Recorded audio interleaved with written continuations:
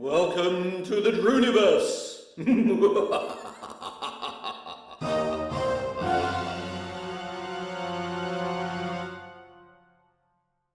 And welcome one and welcome all to the officially unofficial Elite Dangerous live stream. Still not endorsed by Frontier Developments. More news on that? Actually, no, there's no news on that at all.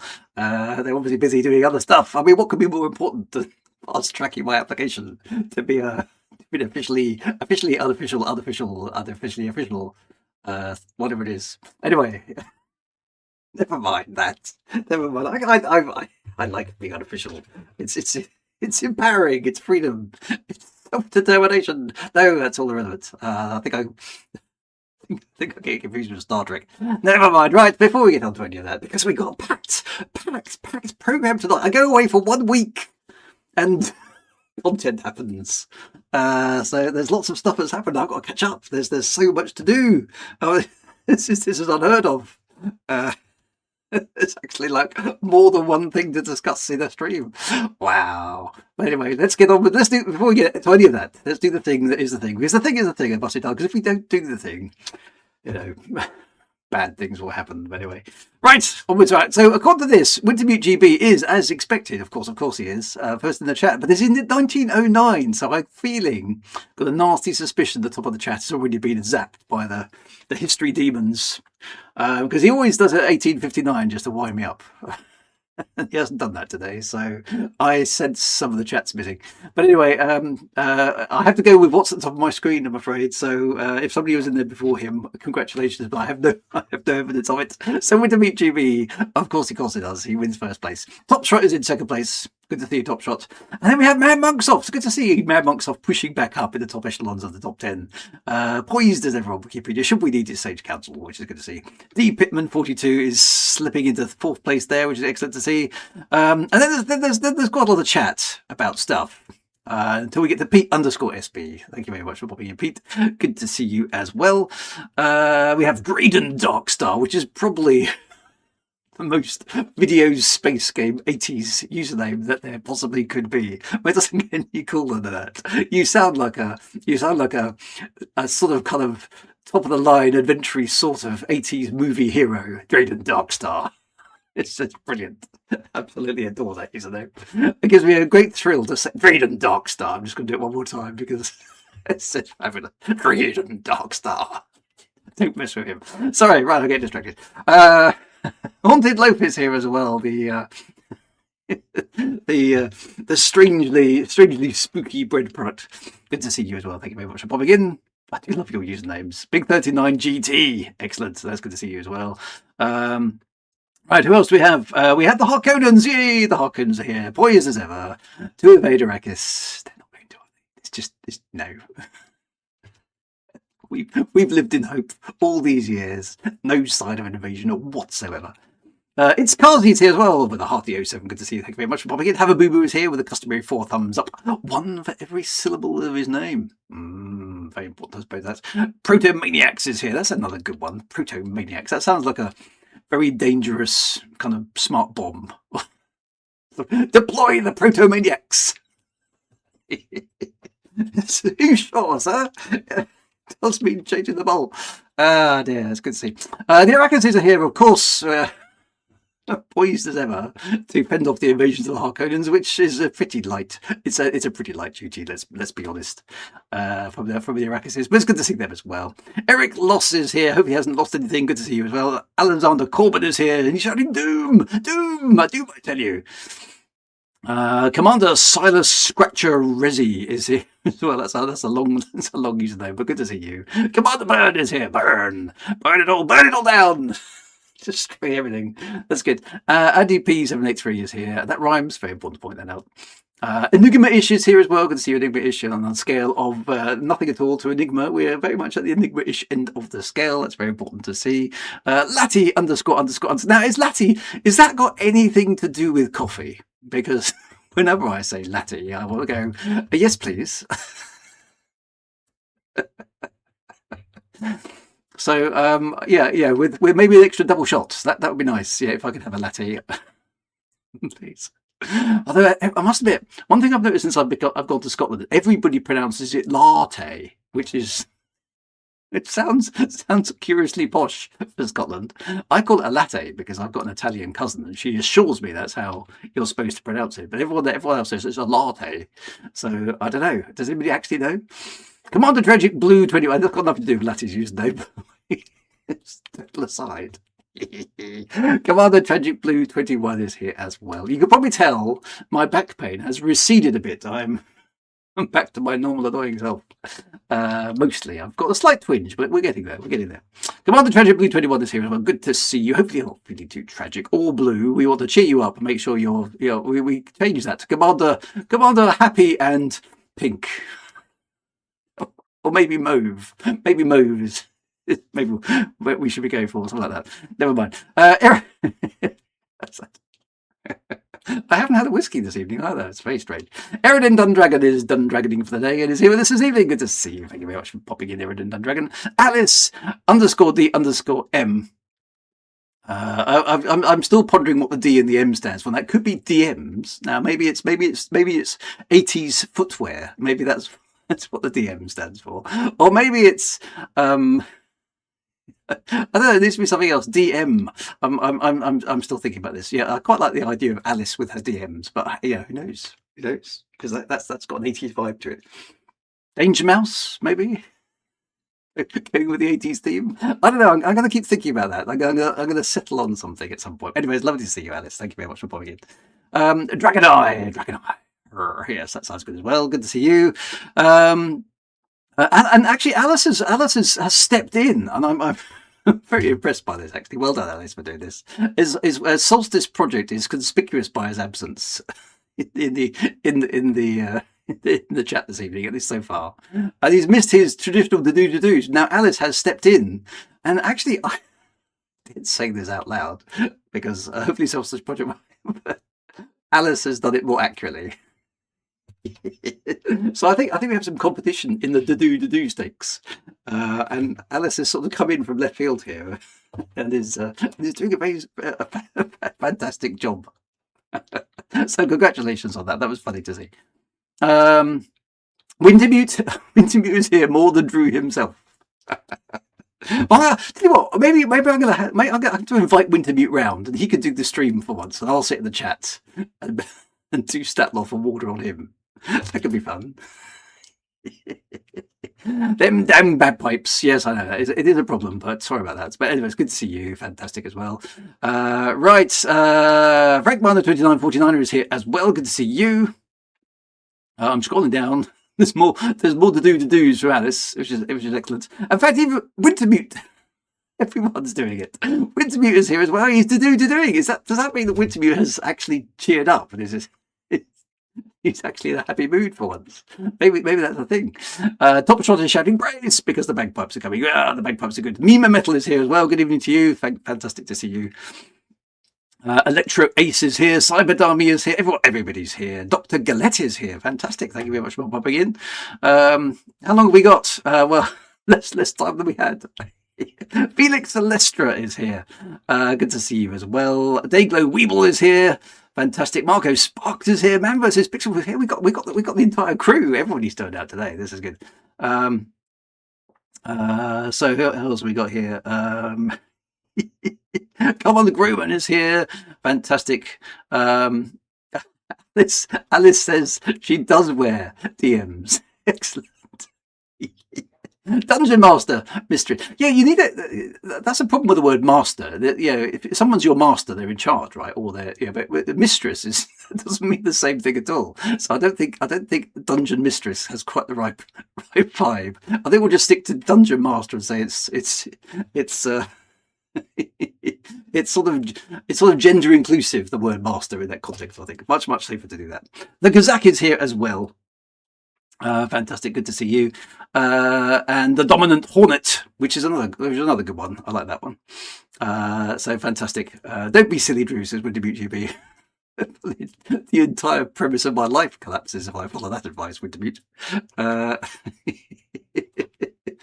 Dear. Well, stop with the Dungeon Mistress. That's enough, babe. Sit down at the back. I'll chuck a board rubber at you. Right. I suppose we ought to get on with it. Oh, MP Tolby has just snuck in at the end. Very good. Well done. Lovely to see you. Anyway, welcome back. As you can see, I'm much improved because I am. My back is much better. It's not perfect yet, but it's much better. It's definitely healing up. Already sneaking in there as well. So with no further ado, I better get on to the waffle because I have got a waffle topic tonight as well. I mean, the excitement, the content, the really amazing things. Am I on drugs? No, I'm off the drugs. I have been dosed up with ibuprofen at the beginning of the week, which you may have noticed in my lack of response times to things happening on screen. But all good, all good. Right, let me press this button. Are we ready for the worldwide waffle? Brace myself. Brace myself. Brace yourselves. I'm already braced. All is good. Right, here we go. Press the button.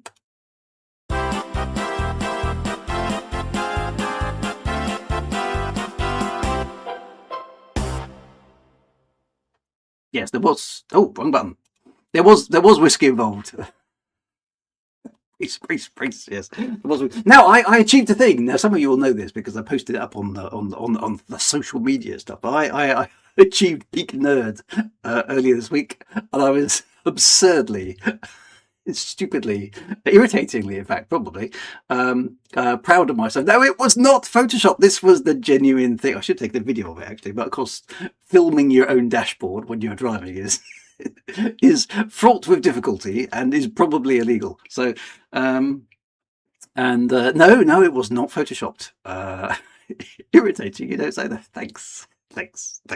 No, so I figured out I had a once in a car ownership opportunity coming up. My trusty Audi Avant, which is long suffering, very worthy, but not at all exciting, was approaching 123,000 miles. And I suddenly thought, hang on a minute, before long, it's gonna read 1, 2, 3, 4, 5, 6. Now that's a badge of honour for a car to get to 1, 2, 3, 4, 5, 6 on the mileometer, right? You know, not a lot of cars don't get that far. In fact, a lot of cars don't even get to 100,000 miles. Long suffering, like Wintermute is on form this evening, isn't he? No further ado. I like that. Now we know we're all the time for the stream prep. Yes, that's right.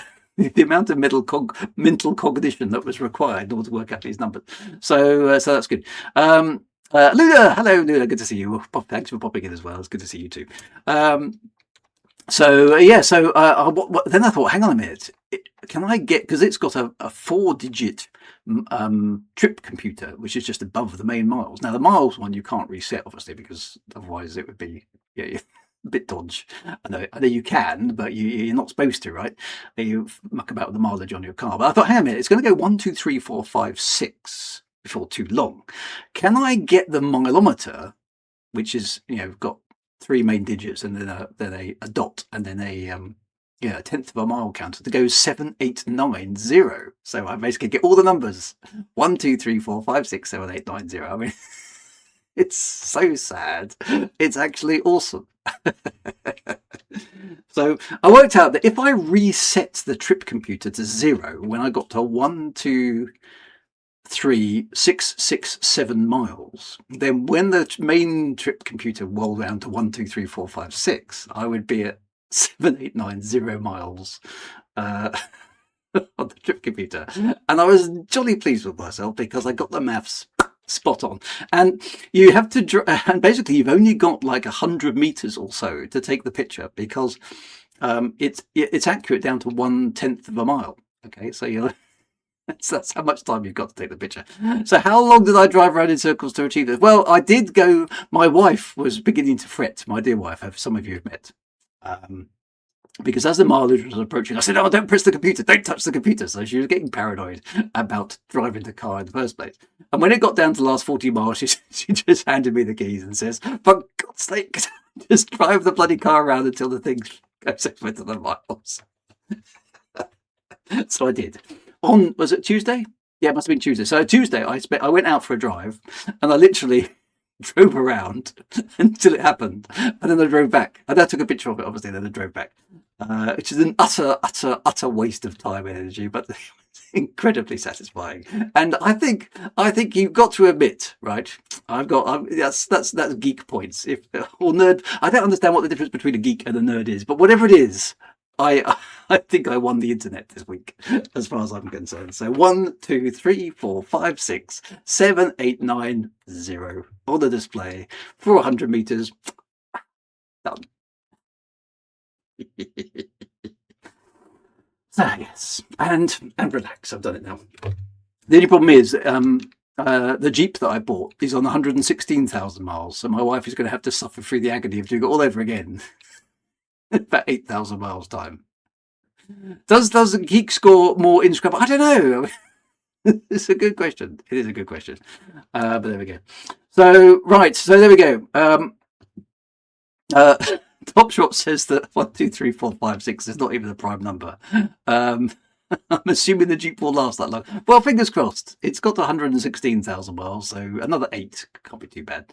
Alice says I should have gone for the Fibonacci number for an extra geek point. I'll try that next time. What's I suppose the next one is what's the next what's the next significant number?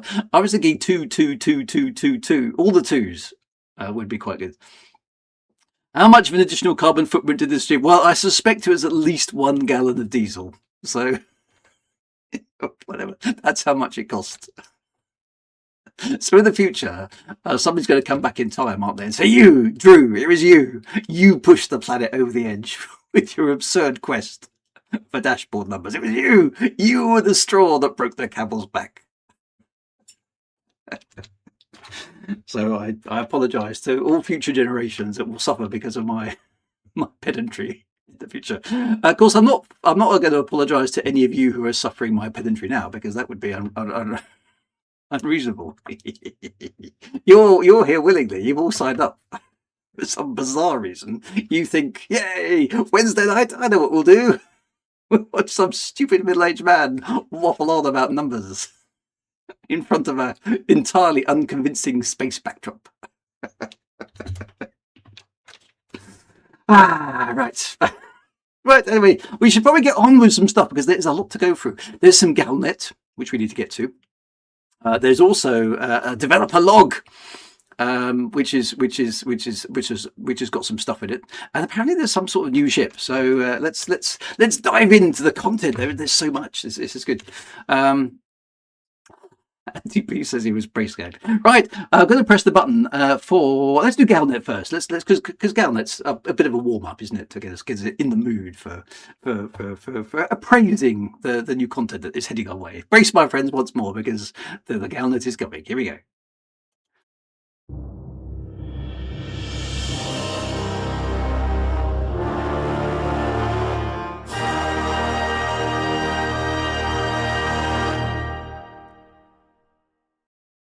It always makes Galnet sound an awful lot more impressive than it actually is, doesn't it, that music? So what have we got? Right, because of course I missed last week. There's been stuff, so let's go back to what was the date last week? Okay, so Distant Worlds. Well, Distant Worlds. We'll obviously jump onto the fleet carriers and see where on Earth we are later in the stream, but. So anyway, Distant Worlds expedition marks major milestones en route. The Distant Worlds 3 expedition has confirmed a series of key achievements as its diverse fleet continues towards an unexplored region of the galaxy. That's good.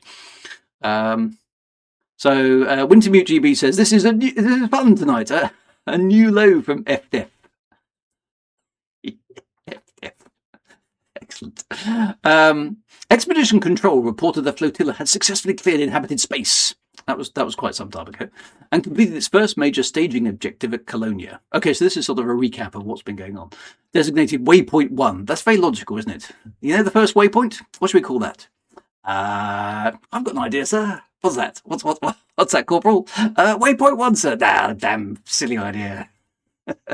Designated Waypoint 1 of the current route. Colonia served as the fleet's primary logistics and regrouping hub before the start of the extension deep range operation, which is kind of what makes sense. It's good.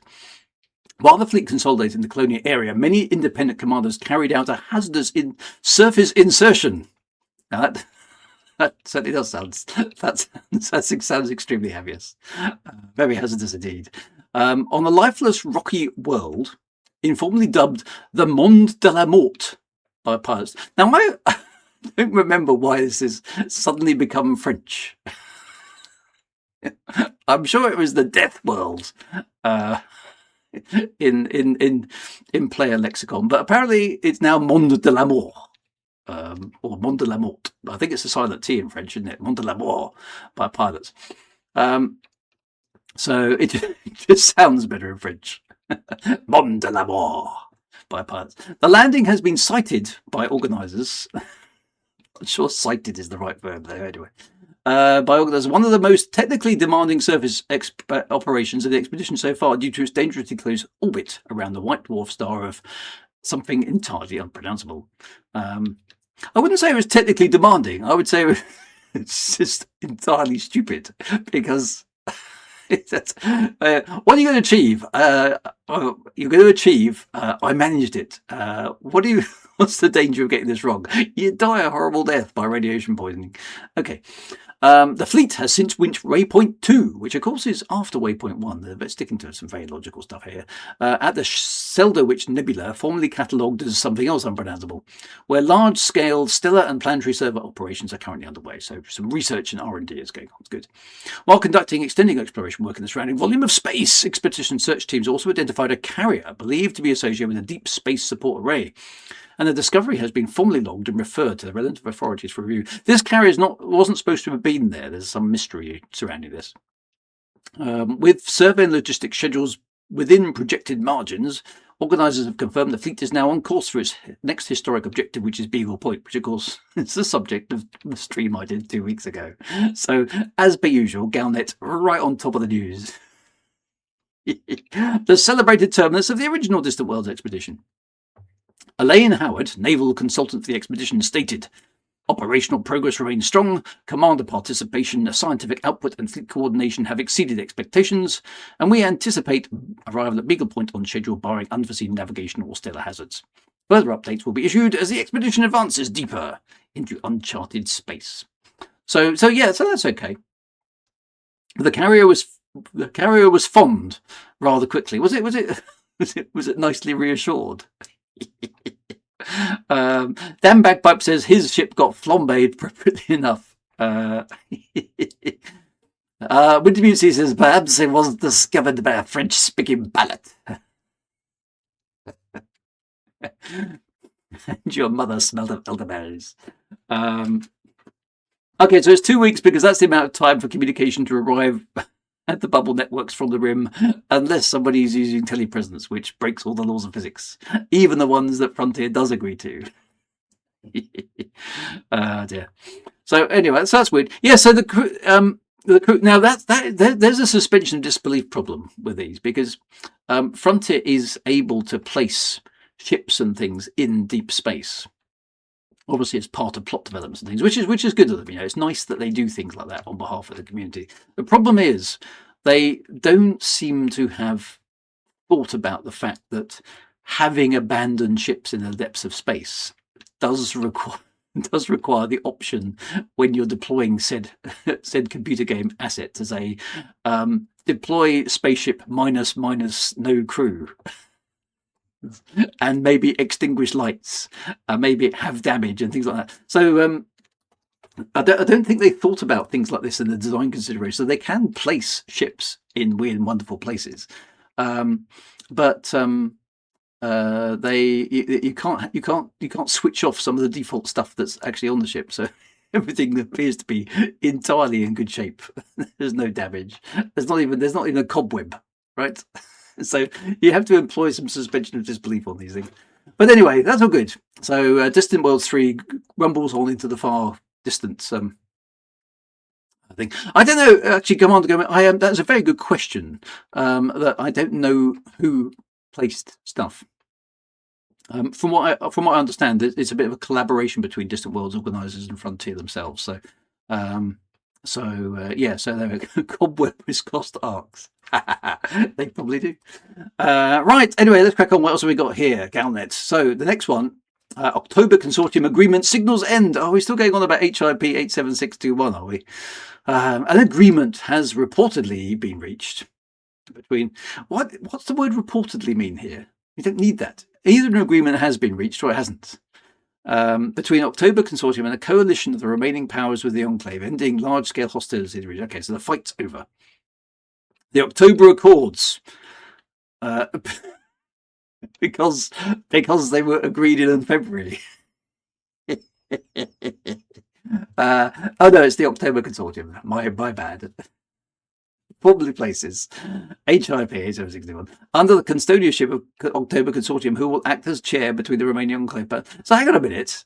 An agreement has been reached between October Consortium and everybody else that October Consortium will be in charge. That doesn't sound like an agreement. That sounds like we won, and we're telling you this is how it's going to be. So October Consortium, who are not at all biased in this fight, right, will act as chair between the remaining Enclave powers and themselves to ensure neutrality is maintained. That makes no sense at all. Under the terms written by the October Consortium, the October Corporation will take responsibility for system security and commercial rights, with authority to defend those interests if challenged. So basically, hold off everybody else.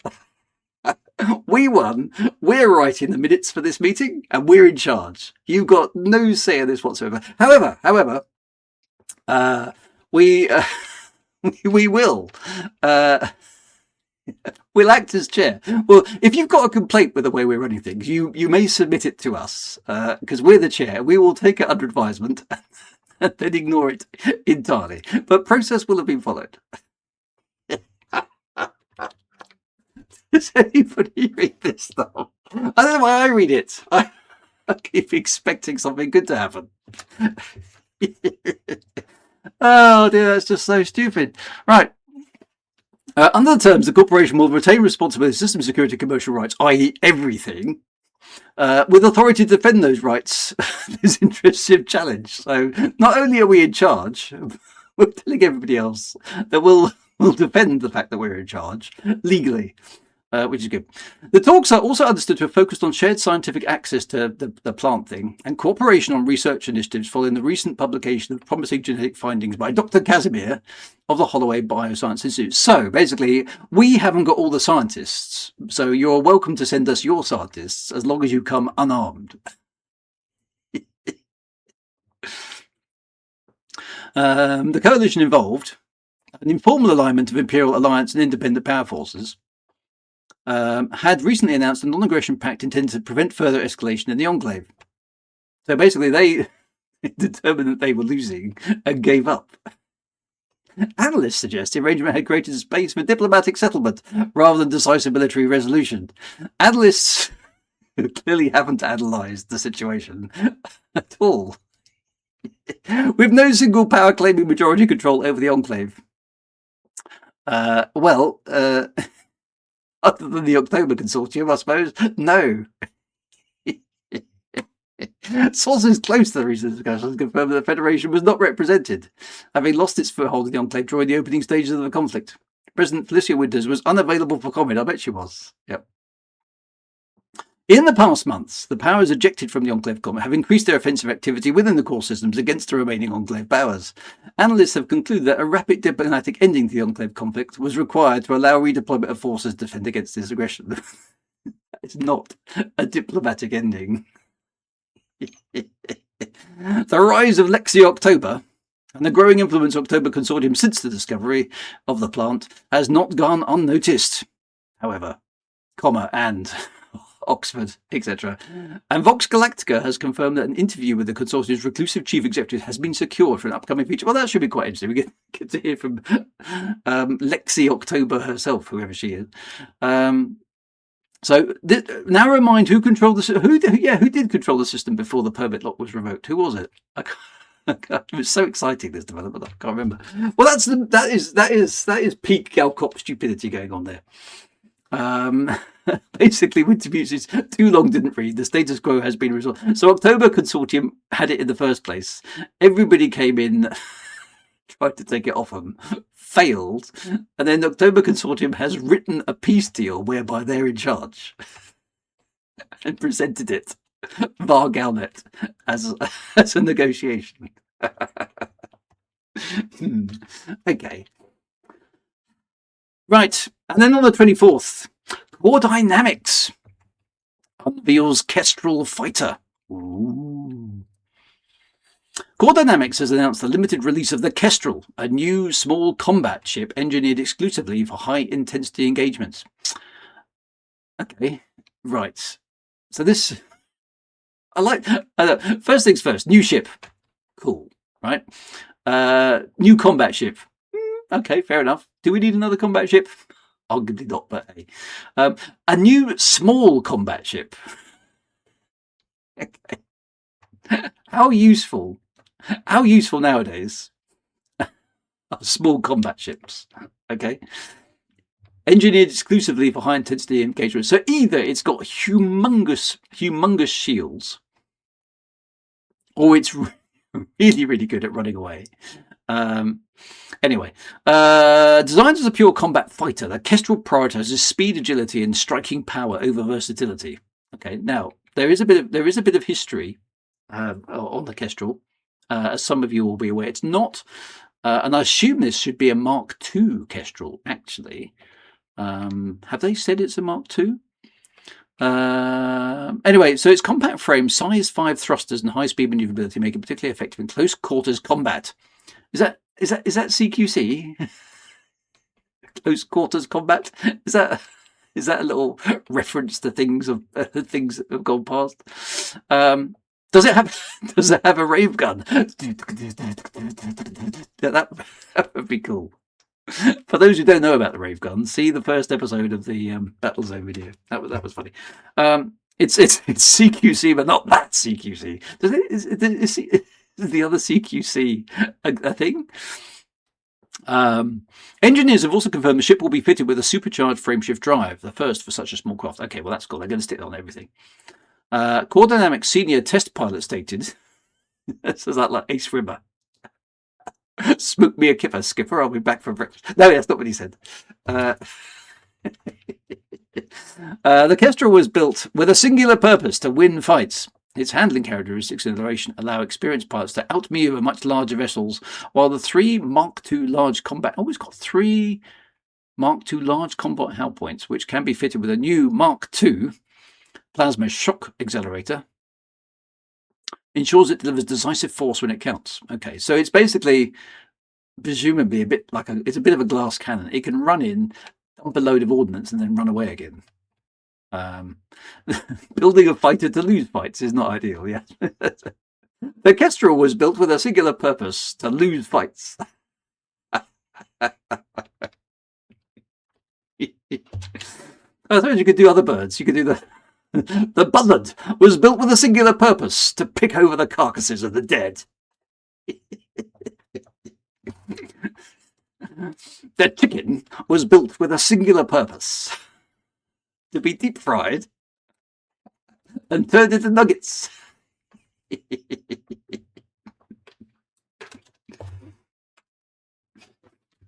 Right, I'm happy to demonstrate the firepower, Drew, says Top Strut, if you offer a target. Thanks. Right. Earlier reports indicate that, in capable hands, the Kestrel can challenge medium and even large multi-role ships, with elite combat pilots pushing the design to its operational limits. Okay, well, that's potentially interesting. Have they run out of snakes? Now, this is the thing. This is going back to ancient history. Is in the original Elite, most ships were named after snakes. It is at Frontier Elite 2 when birds were started to be used. And in Frontier Elite, Frontier First Encounters, you had snakes, birds, and then just random stuff as well. And in Elite Dangerous, it's just everything. So no, they haven't run out of snakes. And in some ways, I think it would be more pure to name everything after snakes. I think it would have been cooler, but anyway, they didn't do that. To test the new Kestrel's combat capabilities, that's almost alliteration, but not quite. Core Dynamics has called for interested independent pilots to sign up a Polyakov station in a do-something system before accepting any combat mission types from any mission board within a 15 light-year radius. The Kestrel is available now as an early release purchase and will later transition to wider shipyard availability, which is basically in Galnet, basically pay us your credits now, yes, scum-sucking mollusks. Don't be cheap. Chuck some real money in our direction, you can have a new ship. So, okay, so we've got a new ship. Now, interesting enough, the Kestrel, this should be a Mark II Kestrel, because there is a Mark I Kestrel in Frontier Elite 2. I think it's Frontier Elite 2. I hope it is. Or it might be Frontier. No, actually, no, I think it's not. I think it might be Frontier First Encounters. There was a ship in those original games called the Kestrel Airfighter, which was basically entirely useless. And it was called the Kestrel Airfighter because it was some sort of atmospheric. It was like a jet plane, basically. And then somebody decided, I know what we'll do. We'll take a jet plane and we'll turn it into a spaceship because that's useful. And basically, you ended up with a spaceship that was no good at being a spaceship. It was too small to put a hyperdrive in it, so you couldn't go anywhere in it. Didn't have any cargo space, and all it could do is move really quickly from one place to another. So it was it was basically rubbish, and there were an awful lot of totally and utterly rubbish ships in Frontier Elite 2 and Frontier First Encounters. That it looks like they just said, let's just whack a load of ships in there without thinking about them at all. And some of them are entirely useless. You can't use them for anything.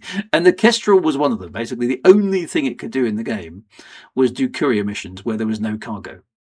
Basically, if you were carrying a small piece of information from one place to the other, and only if that was in the same system, right? So it was basically a sort of, it looked like an SR-31 Blackbird in space. That's basically what it looked like. So it was, maybe it would work in the atmosphere, but it didn't make any sense as a spaceship. So I'm quite interested to see. It's interesting they've used the Kestrel name again. Was it SR-70? Sorry, that's what I meant. SR-71. So at least they've kept to the lore a bit.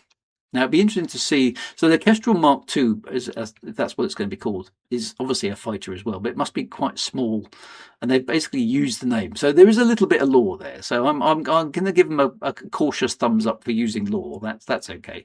But we'll reserve judgment until we see it. So that's good. So we'll get to that in a moment. So now, my friends, now we have to go on to the dev thing.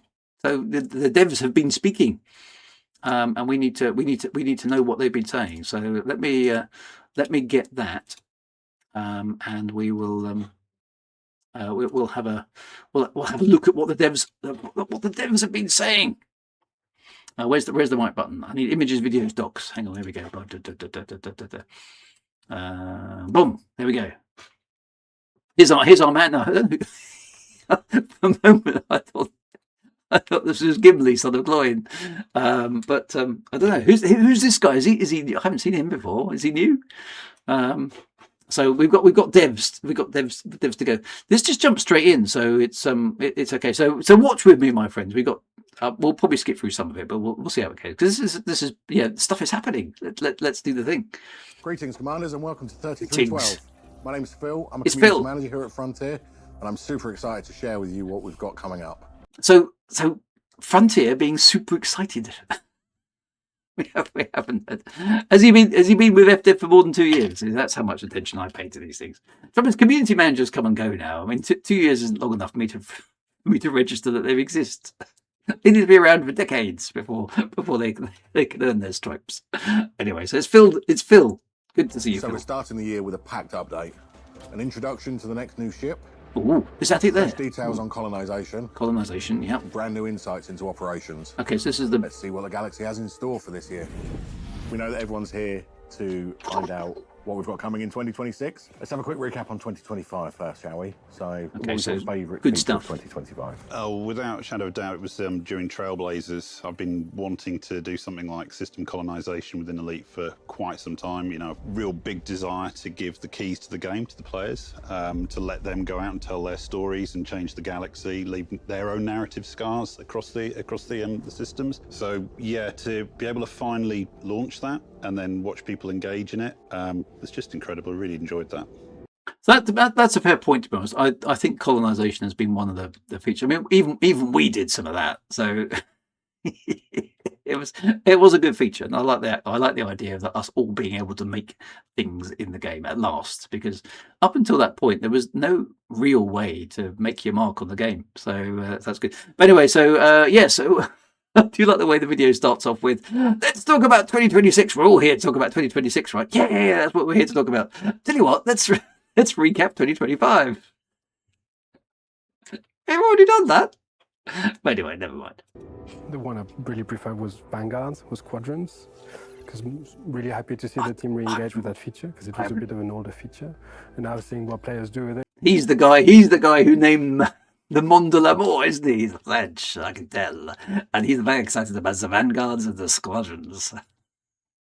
I don't even know what Squadrons is. I don't think I've even tried that. So maybe we ought to say it only once. Maybe we should investigate that at some point. Active players there. It's growing every week, which is awesome. There's a lot of focus on mentoring as well, which is great to see. The bank system is great as well. It's used for colonization quite a lot. So yeah, really, really good stuff. Great stuff. And we released a number of new ships in 2025. Yeah, Which new ones were ships. your favourites? Oh, we did. We had some good ships out there. I'm going to plump for the Panther Clipper Mark II. You know, and let's be honest, people have been waiting for this ship for absolutely ever. Yeah. Chris and the art team did a really good job on it. I think they really, really delivered on a massive ship that's capable of hauling almost anything, and it just looks awesome. It's a great ship. I'm an ALD commander, so I'm going to go for Corsair. That's clearly my favourite. Sleek look, really good. The Toucan. Punch, really like it. Flies well as well.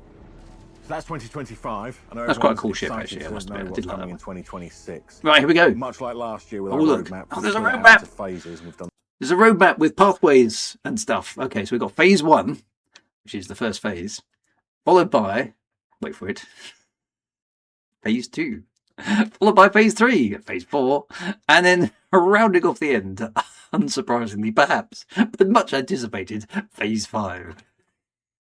It's so complicated. Are you keeping up? If you need me to explain it to you, my friends, let me know. On the same thing this year. So what we got? Okay, why don't you kick us off with phase 1? Phase 1.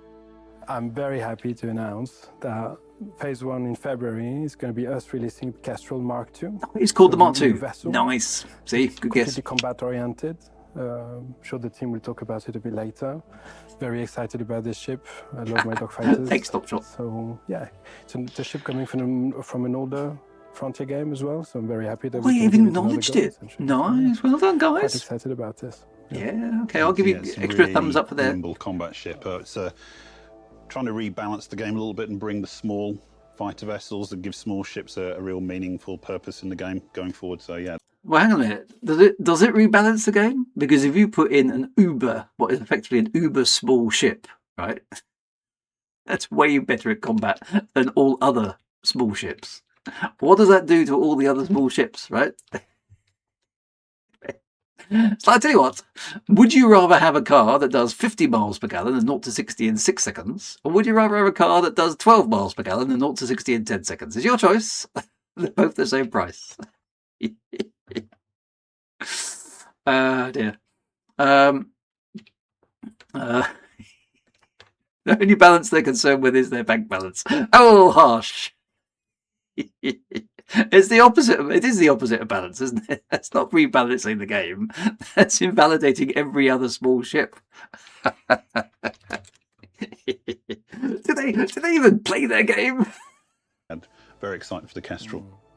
Let's move straight on to phase 2. What have Phase we got 2. expected Yeah, in so I phase don't want to steal some of the thunder that's coming later on. So we've got some members of the team, including Curtis, there to Okay, talk about cool. operations.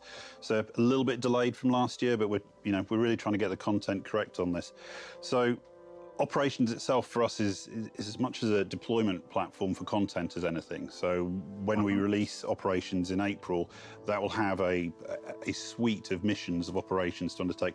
But that's really the start of the journey. What we're looking to do is then add operations and new missions as we go into the year. Ultimately, they are multiplayer environments. So the idea is to bring people together, maybe from their squadrons, to get them to play together and take on extended missions that might involve space and ground or just ground. We can mix and match things and create a longer play experience. But we're being really mindful of players' times on this.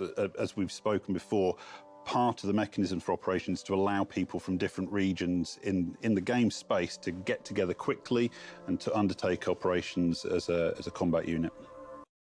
Okay, so that's there's some alarm bells going off here. 1.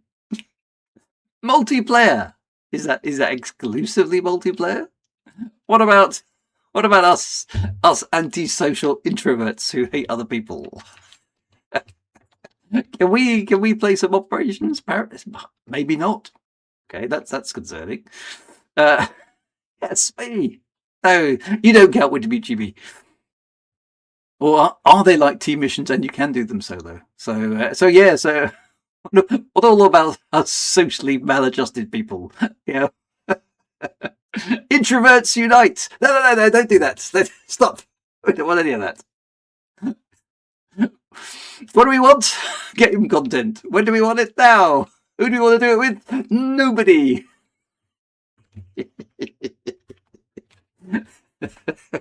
Okay, that's mild. Because the other thing there, he said something about the fact there's going to be like a fast track way to get everybody together. I mean, what is that? Some sort of teleport or some sort of kind of out of game meta that just says, right, we're all going to meet in the XYZ system. So ED has quite a lot of solo player gameplay. It does need more multiplayer stuff. I don't necessarily disagree with that, but yeah. Group hug says nobody. What's the video? Right, okay, on this video. So the first half of the year is looking really strong. What can you tell us about the second half? Well, in the second half of the year, we're going to be releasing a number of vessels. Okay, so as well as operations, which we'll presumably get to, there's going to be a new ship, which we're not telling you about. In the summer, there's also going to be a new ship, which we're not going to tell you about. And after that, also in the summer, there's going to be a new ship, which we're not going to tell you about. This is like Blackadder. It's like, here's the person money is, which I'm not giving to you. Vessels. Are they vessels? They're not sure. Oh, yeah, they are vessels. Where are the nuclear vessels? The regular cadence, quite a number of them. Regular cadence. We'll be looking at a core system of the game, which is impacting many aspects of the game itself.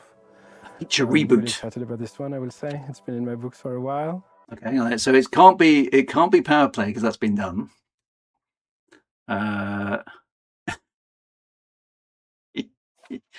Well, yeah, the ARC's access thing must be profitable. CQC, could it be? Crime and punishment. 6 more vessels. Bartender selling drinks. At last! Yeah, that's definitely the feature we need. Oh dear. We're currently figuring out how deep we want to go. And how to fix things the best way, the most appropriate way. Here's a good question. Hang on. Alice says, X-Pain says also, another new small ship that has a huge hard point with a cockpit. Alice DM says, how do you explain lore-wise why the instant teleport can't be used in Eros? Well, that's a very good question, you see, because what you do, Alice, is you basically go, talk to the hand. And that's not a very satisfactory lore explanation, but it's the only one that Frontier has. So, hang on a minute. When you can't transport information across the galaxy really fast, but you can do telepresence, which is high bandwidth hologram communication, how does that work? Well, nobody knows. It's magic. I'm afraid, back 10 years ago, as it is now, things made sense. There was a law Bible. And the law Bible was the law. And the law Bible set down the things that were possible and the things that weren't possible. And Michael Brooks looked upon the face of darkness and said it was good. Okay. He did.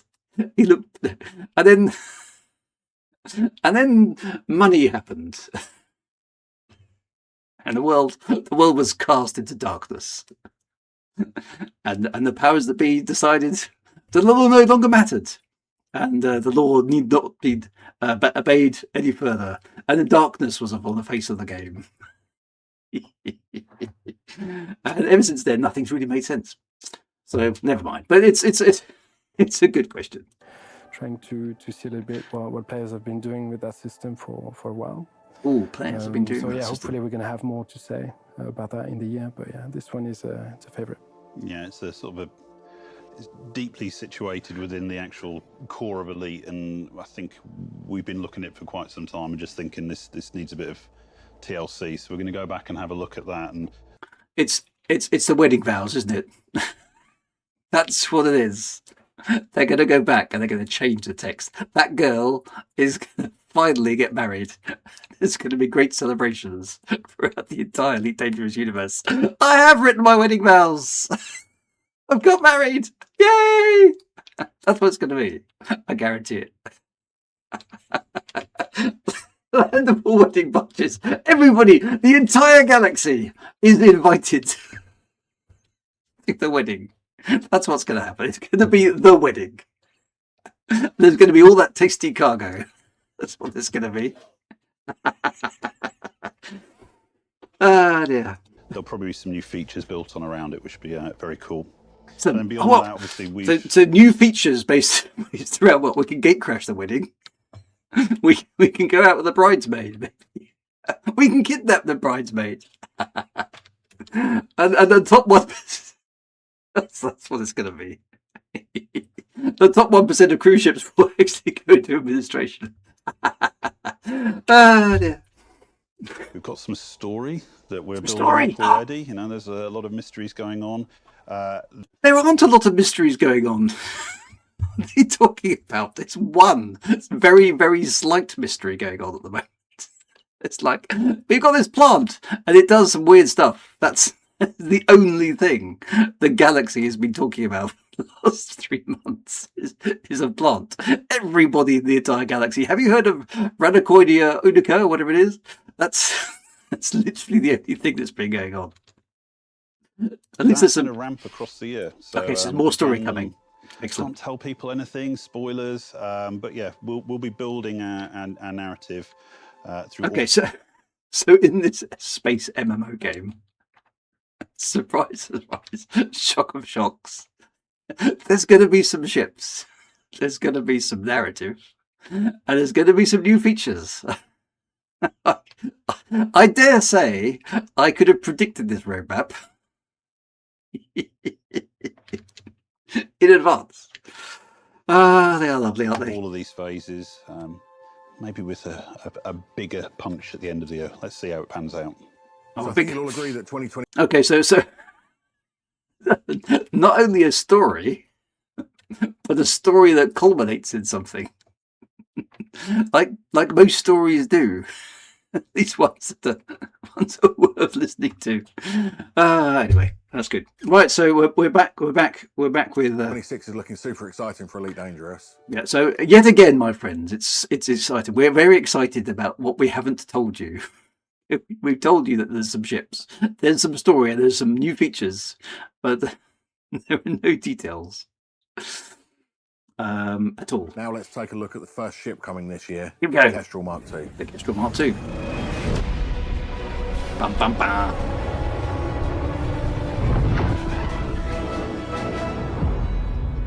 Okay, so first impressions. It's got wings again. It's got some guns. One on the back. Oh. So we've already had a points. quick look at the Kestrel Mark II. Now it's time to take a deeper dive. Can you tell us what your inspiration was when designing it? Well, with the Kestrel Mark II, we've had a look at the other existing core ships in the game, such as the Vulture and the Eagle. Is that Simon Brewer of Brewer Corporation? Does it fly in the atmosphere? The mother's the heroine. Says Mad Monksoft, going straight into deep Blackadder mode. Okay, so we've taken a look at things like the Vulture, which is a mean and moody fighter spaceship. We've also looked at a lot of the modern military aircraft as well, and we've sort of tried to come up with a design that takes aspects from both. So that was... Why would you do that? Why would anybody in the year 3400, no, what we 3312, go, you know what we need to do? We're going to make a spaceship, right? It's going to be the best fighter ship that's ever made. What we're going to do is we're going to go back to 21st century technology around the time of the Third World War in our timeline and draw inspiration directly from that. Does that make any sense in the game? This is where the problem is with meta stuff, right? It's like, let's draw inspiration from today and turn it into something that's 1,000 years in the future. It makes no sense at all. One of the hurdles we had, so to say, was basically how do we design a ship? Okay, so I haven't seen this lady before. Was one of the... She is French as well. What is happening? All these French people, I take it off as a company. It's going to be Le Frontier. It's going to be Le Développement Frontier soon. Now, I've got no problem with people who are French at all. In case of me saying, that's racist, you can't say that. But it's just striking. And what's her job? She is Hermance Gouthier, nice name, senior pipeline artist. What does that mean? Does anybody know what a pipeline artist actually does? I feel less of a minority. Come on. Okay, well, that's good. So, vive la France, égalité, fraternité, and whatever the other one is. That's right. What I say was basically, how do we design a ship inspired by this kind of aircraft? So that's such a weird choice. Why would you design a ship, a spaceship, after an aircraft? Out of place when it's in space. So it does or doesn't look out of space in space. Sorry, out of place in space. So to say was basically, how do we design a ship inspired by this kind of aircraft so that it looks like it's not out of place when it's in space? Okay, so that's quite a nice little one. It doesn't look like it's out of place when it's in space. Okay. It's fraternity. Sorry, yes, fraternité, égalité, liberté. Is that right? I don't know which order that's in. I feel like I should be waving a flag and singing. Do you hear the people singing around about now? But never mind. So that was intertextuality there for you, my quite friends. An interesting challenge for us and for our director Chris. But I think we came up with... it's sort of got a sort of...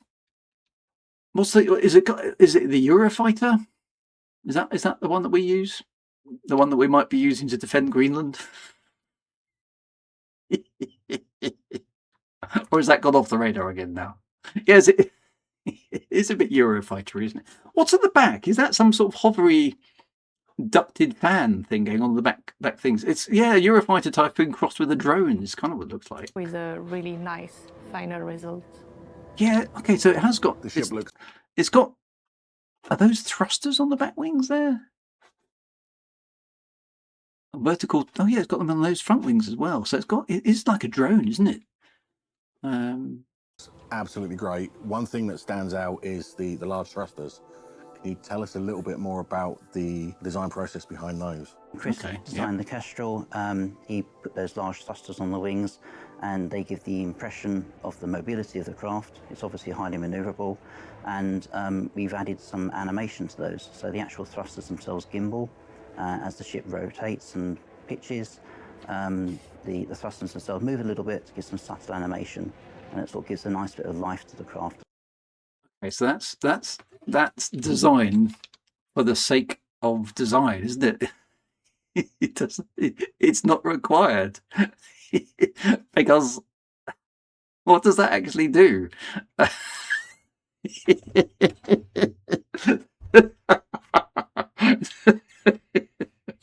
It's like there's a reason why real spaceships don't need gimbaled small angled thrusters. It's because you don't need them.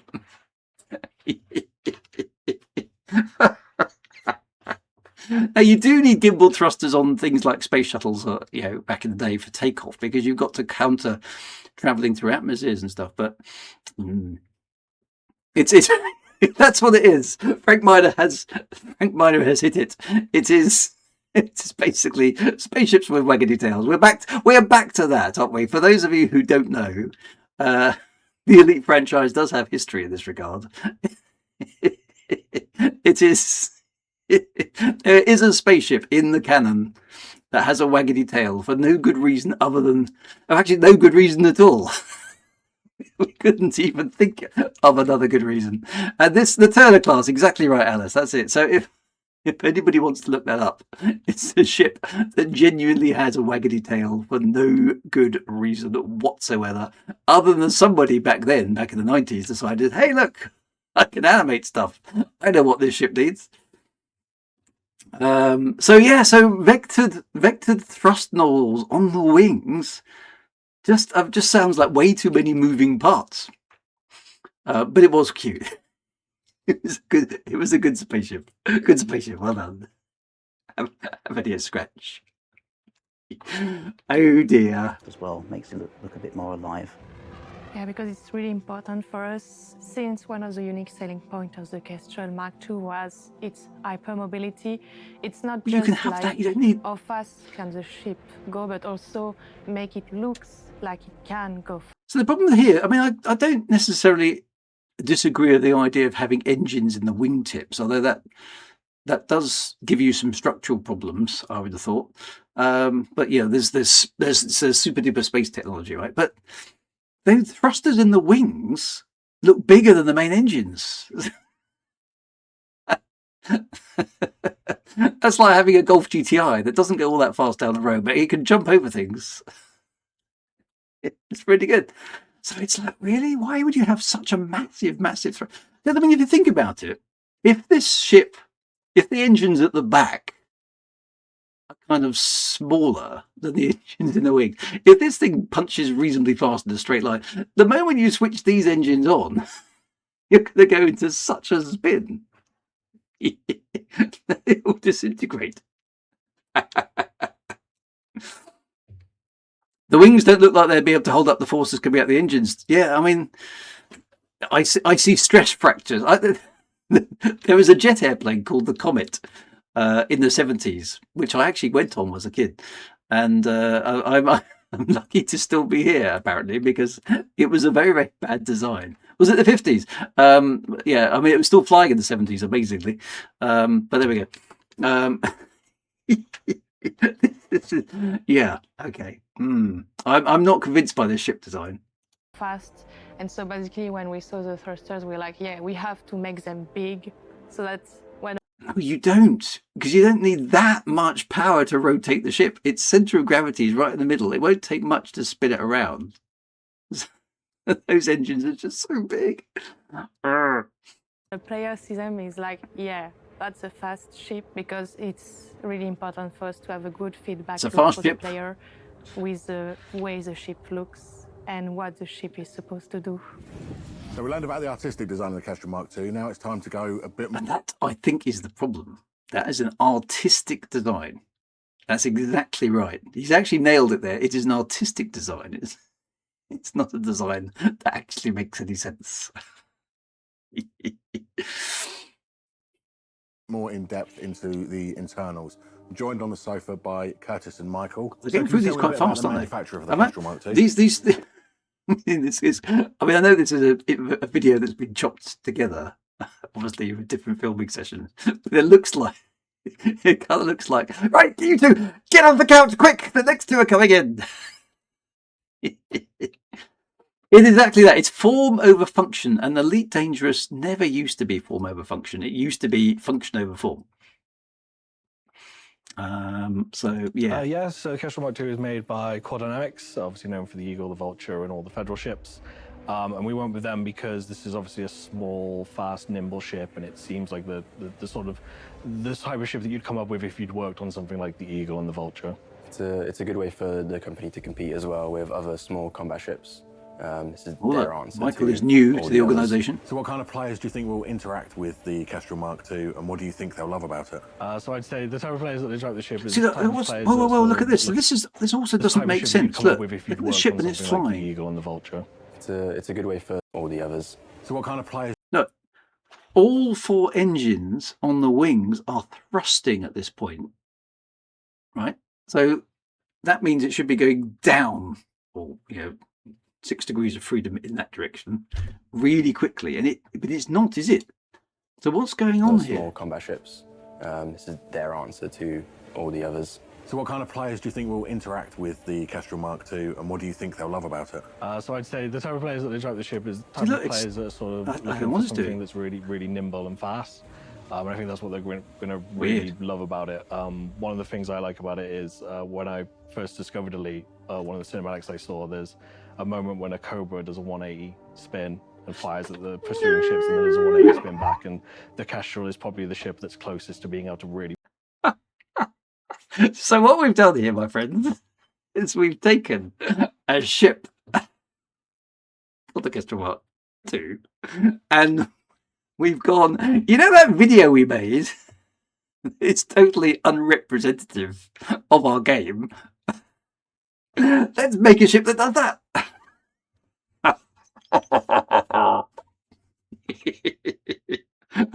That's the one that you see in my intro sequence, okay, at the beginning of this stream, where the Cobra does this insanely ridiculous backflip and shoots away at the Imperial little fightery things. I know. Let's do that. I could write this stuff. Yeah, and we've also given it a good amount of firepower as well. So it's got lots of guns. With the larger ships, so it's sort of even though it's not as strong, so it's not got as high shields or armor as like your mediums and your large ships. It packs a lot of firepower on such a small frame. Okay, so it's got. One of the new modules that we've got for is we've got a Mark II weapon that's going to come with it, and it's based off of the shot cannons, which some of our players might be familiar with. And one of the big unique features about it is it's got a built-in plasma slug. Plasma slug special, which basically means that it's taking its ammo from your fuel tank. So as long as you've got fuel, you've basically got infinite ammo. Speaking of fuel, we also have Mark II thrusters, which have an ability that when you boost, it gives you increased maneuverability of your ship. So keeping on that theme of agility and maneuverability, you can boost and fly around very quickly around enemy ships. So I guess the question that's on everybody's lips, when can they fly the Kestrel Mark II for the first time? That depends whether or not you're prepared to buy some arcs. So players will be able to get their hands on the Kestrel Mark II on the 24th of February. Ooh. So there you go. Right, so they're already out. Look at the Kestrel Mark II, which will be available later this month via ARC's Early Access. We can't wait for you to get your hands on it. Something you have had your hands on for a bit longer is system colonization. The Trailblazers update launched almost a year ago, and we're really excited to share the latest updates and some new information with you. So let's have a deep dive with Roger. So let's go back to this time last year. New person on the sofa. Go. Trailblazers update. What was the goal behind Trailblazers, and how's it been going for the last year? So humanity had just survived a devastating war that struck to the core of the bubble. And the natural narrative consequence of that is we stretch out into the stars and try to gain new footholds and new territories to make humanity more robust than ever. The quote that really resonated with me was, we wanted to put the fate of the galaxy back in the hands of the players. This is a non-author. That I particularly do like, okay, because for an awful long time there was no consequences in the galaxy. You couldn't make your mark at all unless you got really lucky and did something massive in the game that got the was worthy of Galnet. So that's good. I mean, actually, Top Shot, I'm with you on that. It's a nice looking fantasy spaceship. There's nothing wrong with it per se, but it's not really an elite spaceship. It doesn't make a lot of sense in Elite. But that boat has long since sailed, so I'm okay with it. I don't want to take away anybody's choice in these things, but it's they're not following the same design process at all anymore, are they? Which is a bit of a shame. But hey, I mean, things change. People grow old. But yeah, it's a non-scripted update. It is all about player agency. It's about giving good player agency. Tools, we like that. And letting players go out and make the galaxy their own. So looking back to the launch of Trailblazers, what did we see our players doing, and were there any surprises in there that we weren't expecting? After the uninhabited portion of the bubble got filled in, we saw... So yeah, Topshot's making a fair point. The Kestrel Mark 1 was a space plane. But even the game itself acknowledged that it was rubbish. And it had no... So I suppose it makes sense, sort of, that you'd follow it up. But yeah, I don't know. Does it make sense in Elite at this point? Let's have an uber small space. I mean, variety is good, right? And you can fly whenever you like. Is it a bit Star Fury? I suppose it is a bit Star Fury-ish, isn't it? Maybe it's a bit Babylon 5-ish. I see where you're coming from, Topshot. I mean, yeah. We mustn't be too harsh, but it's fun. Think of the arcs, Drew. Think of the arcs. Yeah, buy new stuff. Expeditions head out towards the centre of the galaxy and along the Orion Arm as people built galactic highways to their destinations of choice. Nice. The second part of that was... Oh, look, he's got a nice map. Oh, I like that. Where people were building high-density systems to create their own little inhabited bubble, which is largely for production and resources, so they could continue their journey even further. We've just hit over 100,000 claimed systems, more than 300,000 constructions built in space, and another 175,000, just over that now, constructions built on planet surfaces. That's pretty cool. It's 10 times better than I thought it would be. I've got thousands of hours of flight time, and I've spent so much time hauling cargo from one place to another. Oh, he actually plays the game. Wow. What has made for me was that little part of my brain that releases happy chemicals for delivering cargo goes into overdrive when I know that I've done something and I've contributed to someone's effort, and it's actually changing the... I like his hoodie with the frontier on the inside. That's quite nice. I would like to say thank you to all of the other commanders that have participated in this. That's cool. That's good. Making the galaxy their own. So that was our recap on system colonisation. It's been amazing to see what you've created in the last 12 months, and we can't... So Deep Hitman 42 says there's also core dynamics that makes the Skimmer and the Goliath that are basically the same. So yeah, I suppose they've got that sort of vectored, thrusty design, so they're sort of reusing some of it. So yeah, okay, so fair criticism of me there. That's fine. I still think gimbaled engines and wings are a bit silly. And skimmers have got to hover on a surface, I suppose. Maybe the Kestrel's pointing to thicker atmospheric planets in the future. Maybe that's the new feature. We can but dream. Wait to see what you create in the future. Moving on to our last feature, operations. Okay, operations. So this is the multiplayer thing, is it? There we go.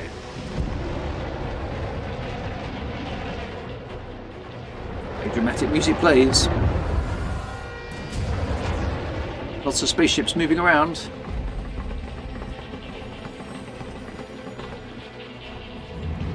Okay. Oh, so this is shooting things inside.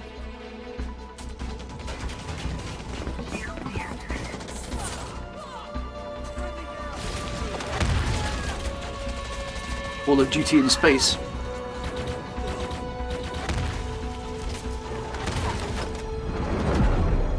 Okay, so first impressions, that doesn't look any different to me to what currently happens on the surface. So what am I missing? Is it because there's a multiplayer thing that you have to do together? So the main thing with operations is that it's a group-based scenario content. So we wanted something for players to be able to play with their friends, and one of the main things is we wanted them to be able to get into it really easily. So as long as they've got access to a port somewhere in the galaxy, they can join up with their friends and they can enter the operations, or they can do... Okay, so it's basically it's what's that thing?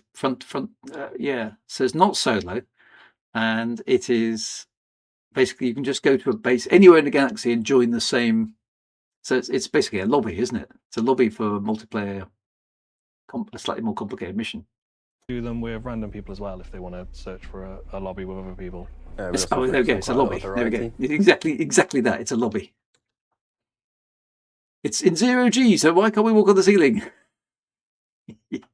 Frontline operations. That's it. Frontline something. With the operations, there's going to be a lot of on-foot and in-ship content, so you'll be switching between the two in some operations. In others, it will just be focused fully on foot or fully in the ship. Also, speaking of variety, it might be a good idea to arrange your team and people that you're playing with different roles and come prepared for different things for each scenario. So it's going to mix a bit of. Is basically one moment you're going to be shooting people, next you're going to be scanning plants, then you're going to be picking locks. Yeah, so we want this to be a challenge for players, but a challenge that they sort of set for themselves. So there'll be different levels of difficulty between the operations, and there'll be different types of operations at different lengths. So players basically get to pick and choose how they interact with it and what they play with their friends. Okay, so what's on offer for players when they complete operations? What rewards are available? Yeah, so players that successfully complete an operation, they'll get credits and some other standard rewards, but also upon completing an operation, they will get a new in-game currency that they can... What? No! No! Not another in-game currency. Right.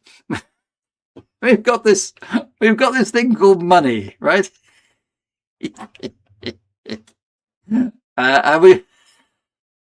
What you can do with money is you can store it up and buy things with it. Oh, that sounds like a great idea.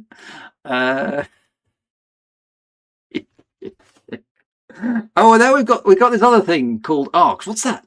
Well, it's like money, only you can only send it in one direction. Oh, okay. And then we've got this thing called engineering. Oh, what's that then? Well, it's like money, but you can't swap it for actual money. Why not? Because. And then we've got this thing called Odyssey. And that has materials. Oh, what are materials? Well, they're like money. Can I swap materials for money? No, you can't do that. And what we need it's another currency. I haven't got that wrong, have I? That successfully complete an operation, they'll get credits and some other standard rewards. Upon completing an operation, they will get a new in-game currency that they can spend on modules with unique effects, new engineering blueprints, mods for their on-foot weapons and armor, and a few other things as well. But you can't get those any other way. Operations fit into the world of Elite Dangerous?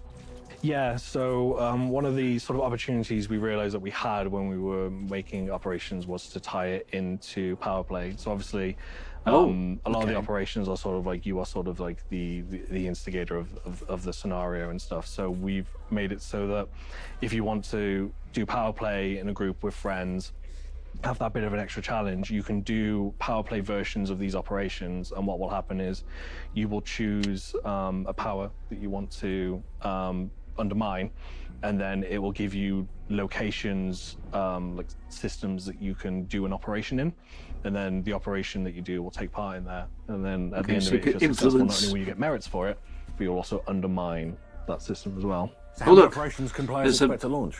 There's a weird thing there. There's a sort of glowy circly thing. What's that? What's this glowy circly thing? Is this like a capture the flag zone or something? Mine that system as well. So how many operations can players expect to launch? 2. So we're going to do a group of operations of the larger scale and another group of the smaller scale. They'll both be coming at launch.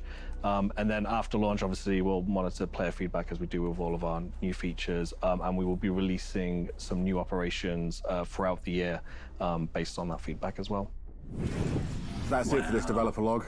I'm sure you'll agree that 2026 is looking to be an absolutely stellar year. I'd like to give a big shout out to everybody participating in Distant Worlds 3, which is currently ongoing. Oh, got a little nod to Distant Worlds 3. For making 2025 such a special year. Nice Let's picture. make 2026 Commander Running Wild. You can keep up to date with all the latest news and updates on our socials. And until then, fly safe, Commanders.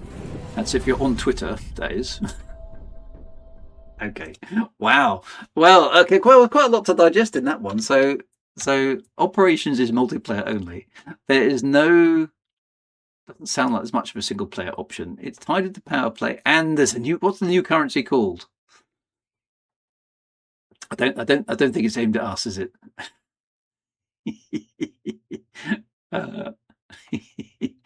Jogners.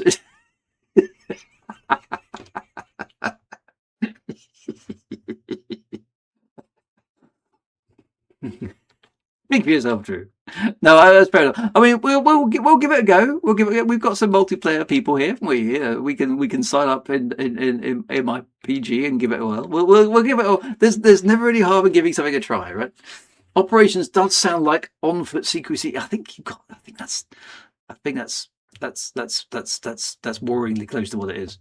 So you say this new currency is in game. What's it called? Is it? It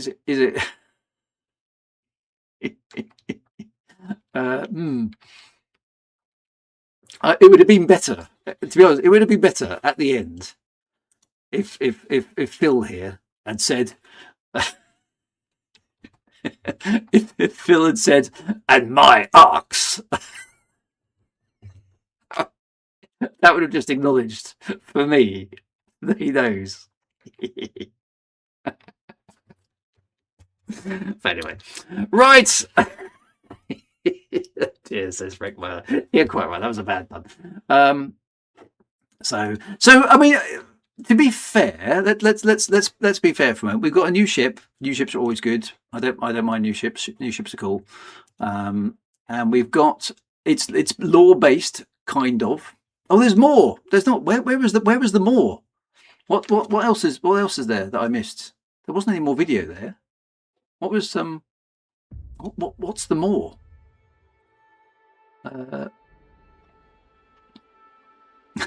Explain says sends message to 2014 self, don't bother. The sound redesign? So there was nothing in that video there. Oh, the launch video for the Kestrel Mark II. Okay, we haven't seen that. Sorry. Okay, let's go back and find that.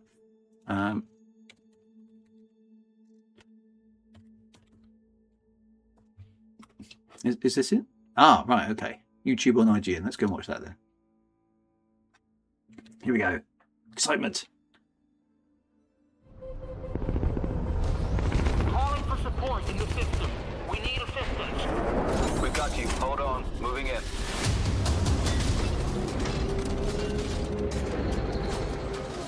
Yep, they look like airplanes. Now, okay, there's a small... I already see this. Look, there's a... Oh, I can't see it there. There's a small design flaw with this gun at the top here. It can't fire down.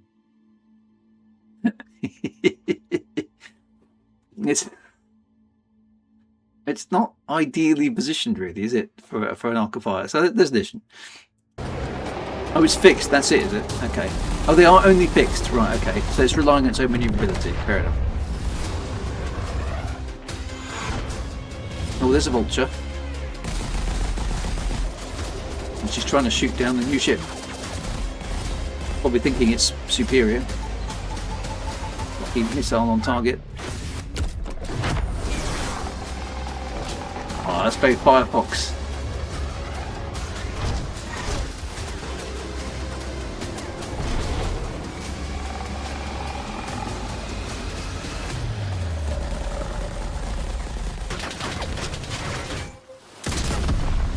Oh.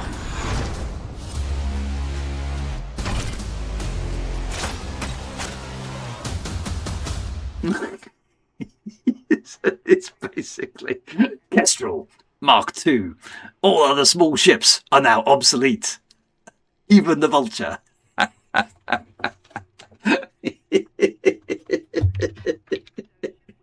It's very Top Gun. It is. It's Eurofighter, isn't it? It's vectored thrust into the atmosphere. Kestrel Mark II. All other small ships are crap. That's probably not how it's going to sell, is it? Oh man, you can have a. Oh look, that's kind of Team Audi F1 going on here, the galactic version. And it's got that one's. What's going on here? What is? Oh, there's a little black bit of the ship there to make it look kind of extra cool. Because spoilers on spaceships have been a thing for a while. First time chat.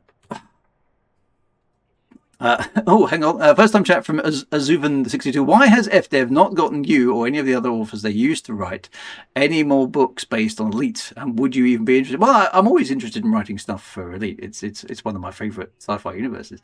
Why has FDev not gotten you? That's a question I'm afraid I can't answer.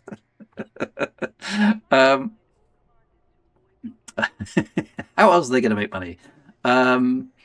Wow. So okay, yeah, okay. So Kestrel Mark II, rewrite the rulebook, make all small ships obsolete. Wow. How much is it, by the way? Just out of complete curiosity. What was it? If they've Frontier Store. Elite. Let's play 1984. It's free. Look. View all products. Is this the right? Am I in the right place? No, this is just the game. Where's the DLC? There we go. Yeah, it's Elite Dangerous. There are no products matching. Oh, website takes a moment to load. Pre-built ships. I'm curious. Here we go. Look. Okay, so it's 60,000 arcs. What's that in? What's that in actual money? Which is the glimpse at Drew's YouTube recommendations. What was it? Something about cars, wasn't it?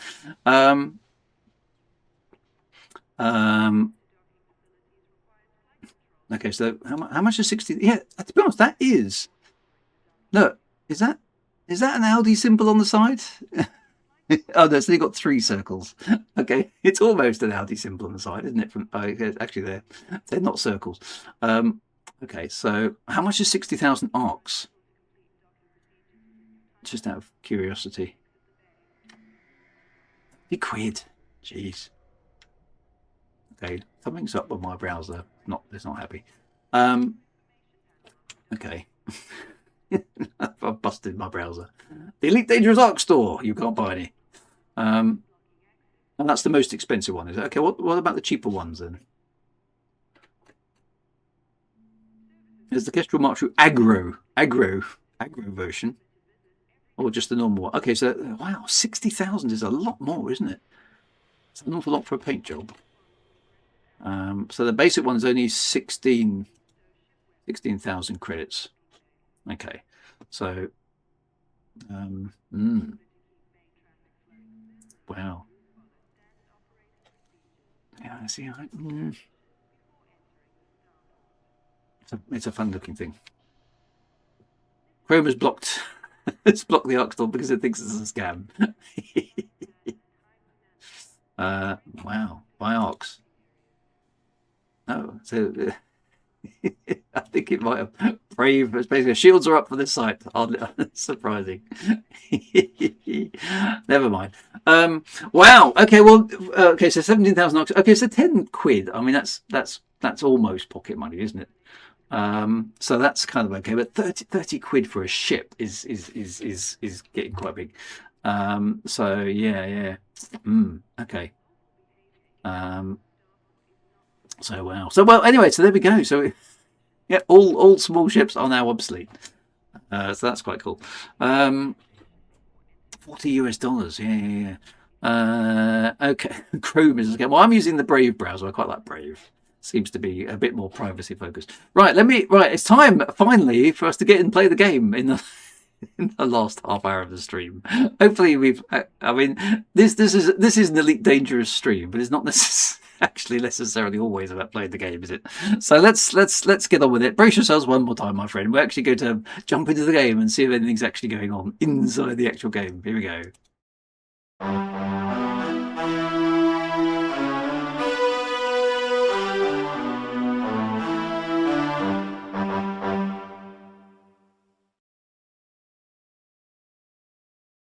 There we go. Right. Yay. And game. Oh, look, see, it's faster.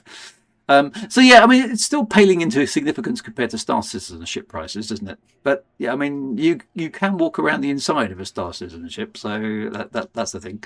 But there wasn't. I mean, it doesn't look like the Kestrel will have much of an inside because it's basically just a jet fighter, isn't it?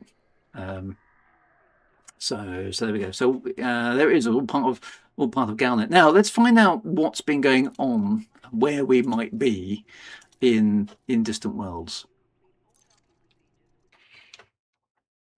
There was, to be fair, there was quite a bit. Some stuff has happened, hasn't it? It all happened in a few weeks. Can you buy the Enterprise in game? Well, you can buy the next best thing, the Caspian Explorer. That's apparently I'm on foot, which presumably means I'm wandering around.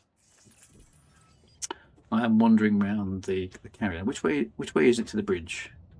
Angle that way, so it must be up there. Let's just sort of see what's going on.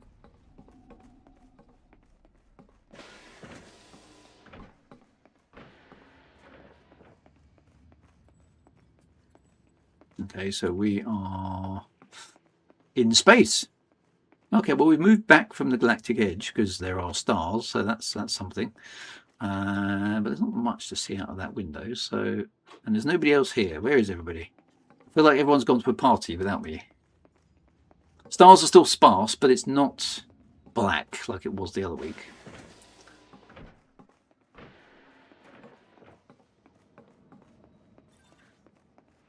They've updated the bartender with more stories in Metrally just to give him a salute. Okay, that's cool. That's nice to know. I haven't had time to play with my Metrally to get it on stream yet. Been a bit otherwise engaged with my back being busted. Right, back aboard the USS Kaylee.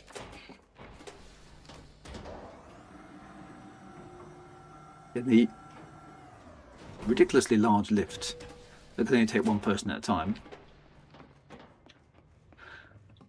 Here's my ship. Very dark in here. It's a nice view, but you do need to be in your ship. Okay, let's go and have a look around. So we'll first use the scanner to figure out where we are. I wonder if they couldn't have put this blue teleport circle thing up at the top there. I wonder if that's possible or not. Maybe it's not.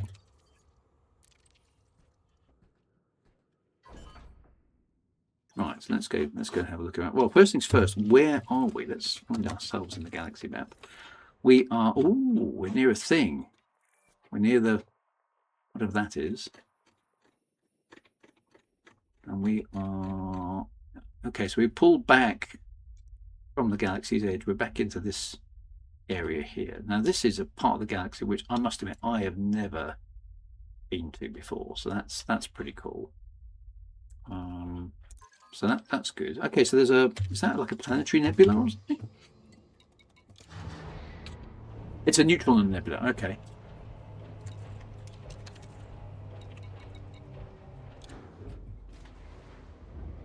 Protomaniac. Boy, the Protomaniac!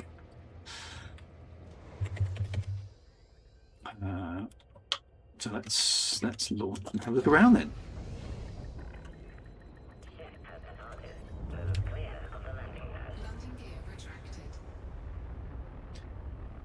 A few other guys around. Who's here with me? I've got Commander Topshot, and I've got Commander Shaheen here. Oh look, there's a crate there. That's cool. What's Topshot flying at the moment? He's got the new thing. Oh, let's come on then, Topshot. Let's go and have a look at you. Where are you?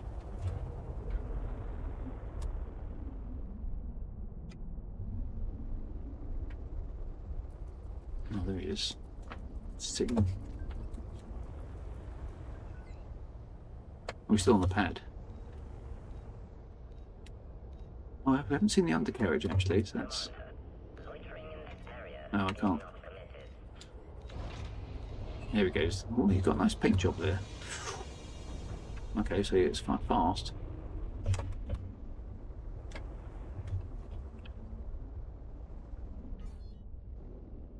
Yeah, let's just turn the lights on. There we go.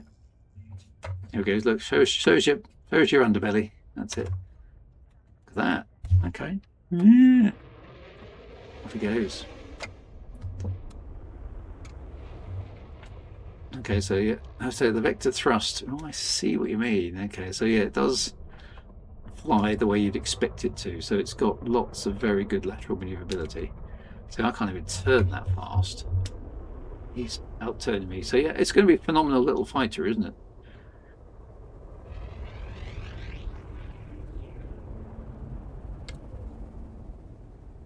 I think it will melt fairly fast under gimbaled fire, though, or turret-mounted guns. Interesting to see how it does. So how have you managed to get? How have you managed to get that ship out here so far? Shoot him with my pen light. The shields on this ship are exploration shields only. Woo. What kind of noise is that? Got interesting sounding guns. It's the power of arcs. Okay, so the Caspian. Oops. Donk. Super maneuverability still managed to crash into me. You're the one with the extra maneuverability there, Top Shot. That wasn't my fault.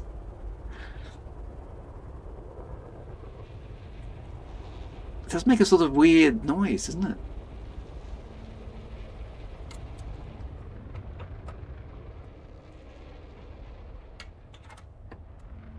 Okay, here's a little Top Shot. Can we do a little test here? Can you get your ship orientated near my viewport and point straight down? So your ship is at, if you like, right angles to mine. I just want to. I'm curious here. I want to try something. I'm not going to shoot you. It'll be fine. But if you can pull in front of my cockpit and then orientate yourself straight down.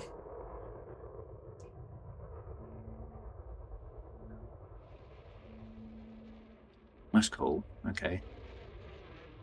Right. So nose down.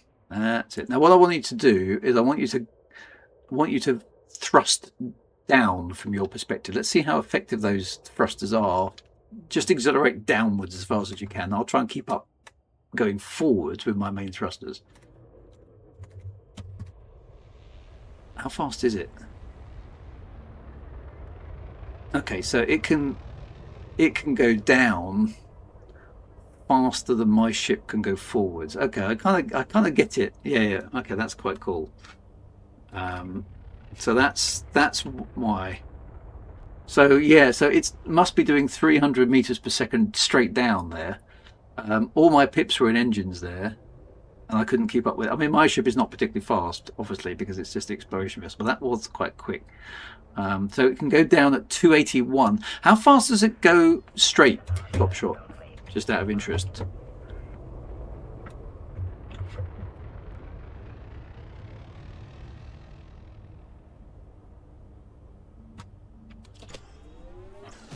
So I can barely boost that fast. It's not as fast as an Eagle. Okay. But how fast does it go in a straight line? Okay, almost 300 with all pips. Okay, so that's my kind of boost speed, that is. Okay, so it's yeah. I'm surprised it can't go faster down and it can go faster forward, but maybe that's just space. But there we go. Go on, shoot him. You know we want to embrace the. Have you seen the weapons on this ship? That I've got a single 1E beam laser. I think that's going to make a dent before he rips me to pieces. So it's only slightly faster in straight line. So basically, it's a ship that can go up and down. What about side to side?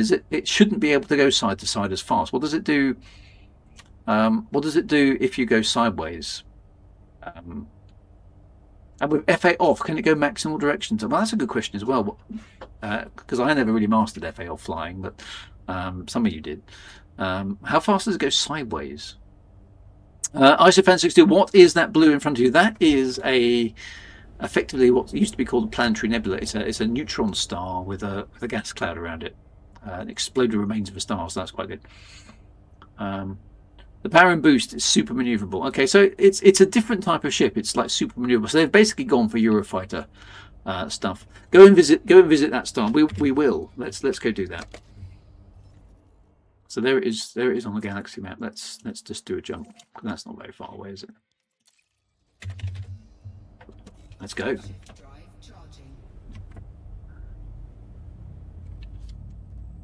It's a paper tiger, says DP4. Yeah, yes, that's fair. I mean, but if it gets hit by anything big, gun-wise, it's toast still, isn't it? It can't take the beating like a Volta. Yeah, see, that's the danger.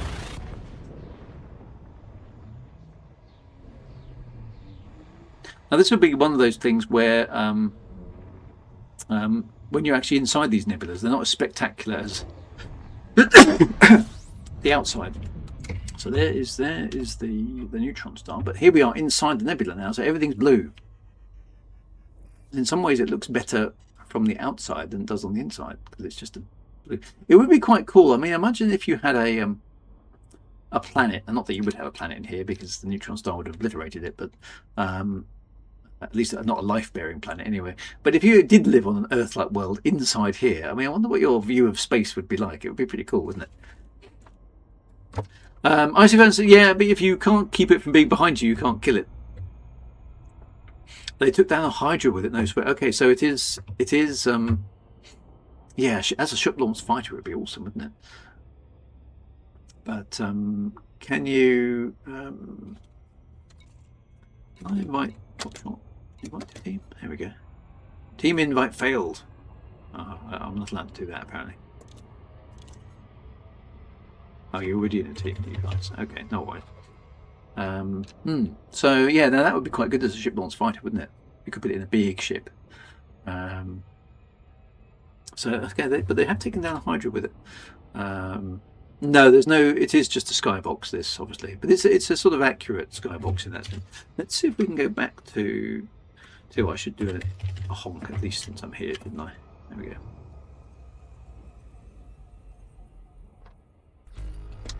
There we go. There's a bunch of. Well, there's actually quite a few here.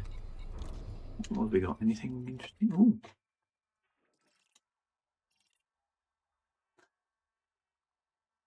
Is that a landable? Oh, I quite like. I tell you what, I'm going to visit this one because is that a landable planet with a ring? First football wall's already been done, so you can land on it. I like landing on planets with rings because it's just kind of cool. Let's do that.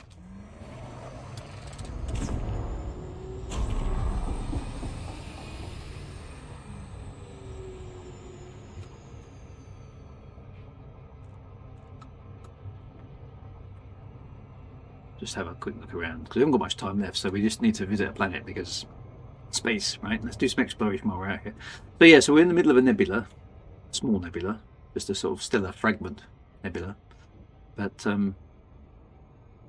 yeah, in real life, this entire area would be dosed in the most heinous amounts of radiation, like ultraviolet and gamma rays and stuff.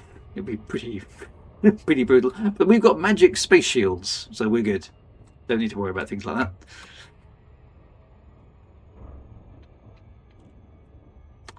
Which is very comforting. So yeah, you wouldn't really want to live in here because radiation would be bad. And most of that glow is actually ultraviolet radiation from the neutron star, X-rays, bouncing off dust, and then that dust being so excited that it emits visible light. So this is quite cool. This is a ringed landable planet in orbit around a gas giant with rings as well. I don't know how likely that actually is, but anyway.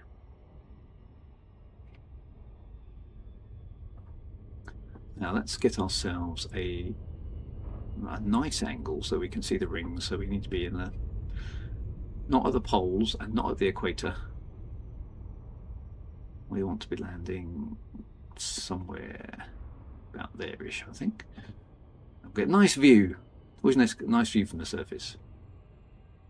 It's a very dull-looking planet, but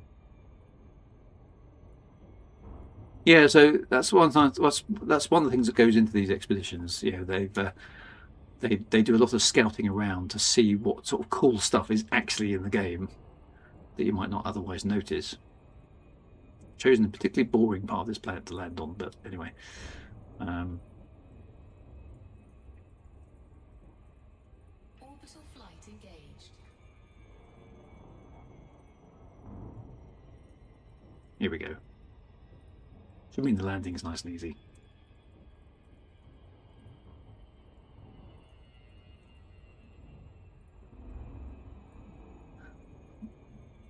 Oh, it'd be fun to arrange it. Yes, I should have done that, really, shouldn't I? Never mind. I've got 15 minutes. Yeah, but 5 minutes of that is finding my way to the bar, right? Thank you for the subscription, Stefan. That's very much appreciated. Always good to have new folks pop along. Some interesting little hummocks there.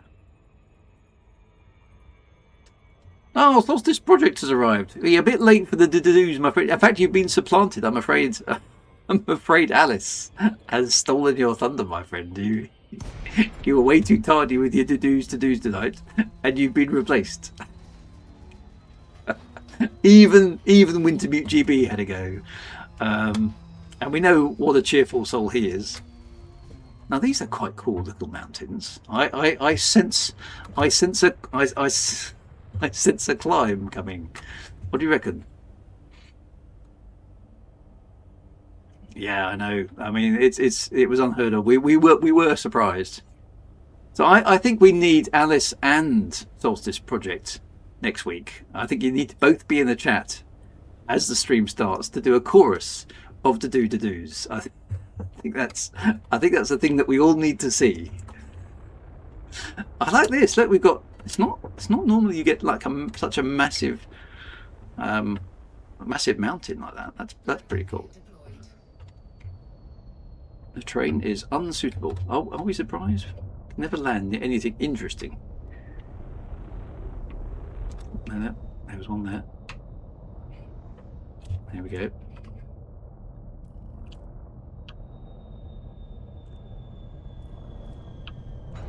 Yeah, we're down. Right.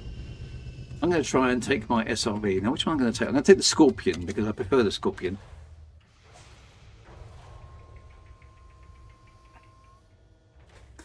Solstice Project says, okay, so for clarification, I thought that last Wednesday it was said that the next stream is this Wednesday. Was that wrong? Well, last Wednesday I wasn't here. So I didn't say anything at all. I don't know where you got that from.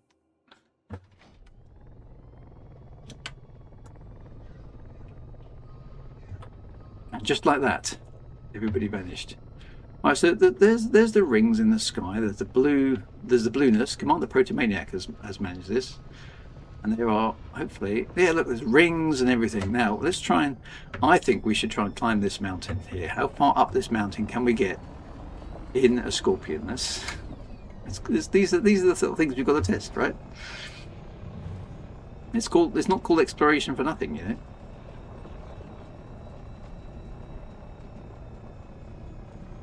How steep is this? See, my Jeep would get up here easy. Oh, there's I think Commander Top Shot following me up the mountain. We're already at 30 degrees. I'm definitely breaking the laws. Physics is still going. Look at that. I'm pretty sure, actually, to be fair, I'm pretty sure my Jeep cannot climb a 60-degree incline. Oh, I think it's starting to slow down. It's doing quite well though. Come on, you can do it. Climb this mountain. Let's go for it. Especially at 1G. Yeah, it's quite a dense planet actually, isn't it? Look at this, it's powering up here. Look at it go. Come on. Oh, 70 degrees. It's slowing down. No, come on, turn, power. Keep going. No, it got stuck.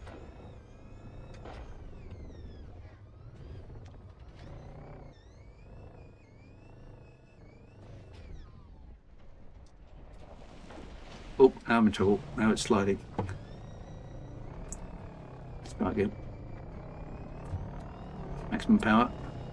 Just need to get up this little bit. It's slightly less steep over there. Come on. Yeah, we made it. Off-road driving. What is happening with the suspension? I have no idea. It's right at the limit. It's about 60, 70 degrees is where it conks out. Come on. Power up the top. Oh, no, come on, grip.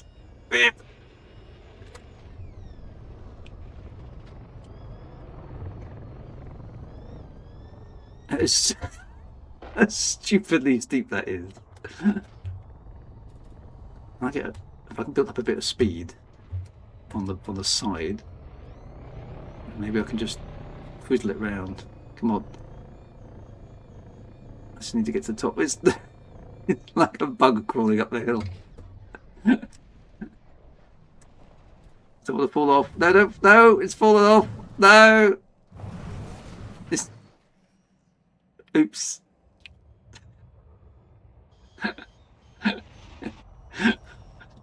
Ow. Ow. Ow. I fell off the mountain. Okay, that didn't go well. I almost got there, I think. Right, so Commander Protomaniac is trying the same thing. That's the... Now, I'm just wondering, is there a slightly easier way to the summit? I think I need more speed. I'm going to do the Jeremy Clarkson school of climbing mountains. I've got all pips to engines. Come on in.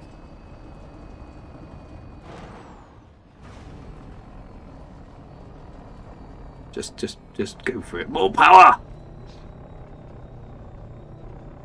Okay, the Scarab only got halfway up. Well, let's need to maintain speed. Come on. Okay, this is looking encouraging. Is that the top? Who's flying up there? That is Commander Top. Is that the top of the mountain? Have I done it? Come on, come on, power, power, power, power. I've got speed. I've got speed. I've got speed. Yes. Is that? Am I at the top? Is that the highest point? Yes. Achievement unlocked. See, this is why you bring your Scarab, not your Scarab. This is why you bring your whatever this is. What is this? The Scorpion. According to that, I'm not at the top though. So let me just. Where's the external camera? Into pre-camera. Let's zoom out. Oh, is that the top, or I'm not quite there, am I? I'm close. I don't think I'm quite there. How do I go sideways? No, that is not the top, is it? I haven't quite made the summit. It's not bad. Well, I'm not quite there. Okay, so that's... Hello! The moment I got back in the ship, it fell off. Stop, stop, stop. Oh, that was a disaster. Why did that happen? I shouldn't have stopped moving.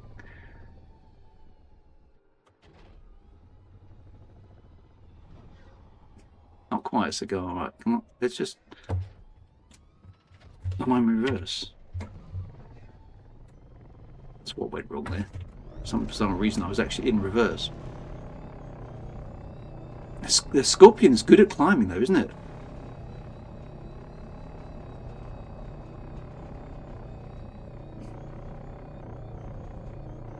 Right, so this is as far as I've got, but I've got to get to the top of that hill. Let's going to go downhill now. Can we get enough speed to make the climb? Come on, come on, come on, come on, come on, come on, come on, come on.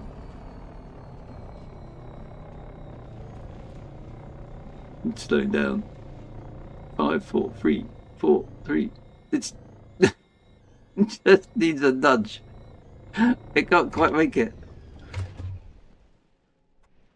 It's somehow it's sticking to the side of the mountain. Spiral around to reducing. That's a good call. Will that work? I just need a bit of speed. That is insanely steep. See what this needs? Is it needs like a grappling gun on the front or something. Now I've fallen off again. Whoa! I'm literally falling. Not actually. Ow. Oh. Okay. Dunk. Dunk. Right, I'm back down again. This is yeah, a winch. Why isn't there a winch? Any self-respecting off-road vehicle has a winch. I can do this one more time because I'm down at 50% hull already, and this is not looking good. Put main beam on. It's more power. Oh, something just exploded off to my left. If somebody could get out and push, that would be good. terrifying in VR. That might be sick-inducing. I'm going to try over here, see if this route over here is a little bit less steep. Whoops, the game has decided that I'm not going that way, I'm going straight up. Come on, keep it going. Keep it going. No.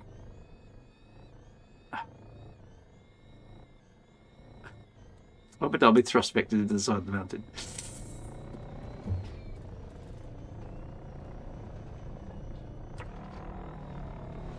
Yeah, made a bit more progress. Nice, nice. This is off-road challenging. In Elite Dangerous. Is that the top? Oh yes, I think I might be there.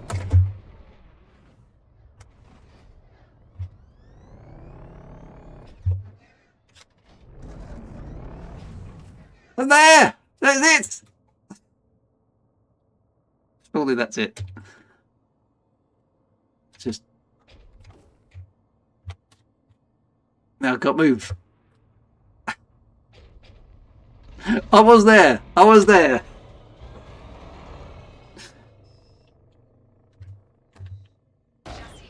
Ooh.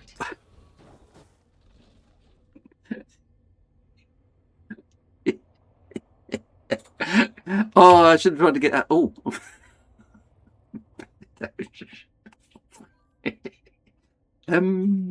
This doesn't. Oh, I know. I'm upside down.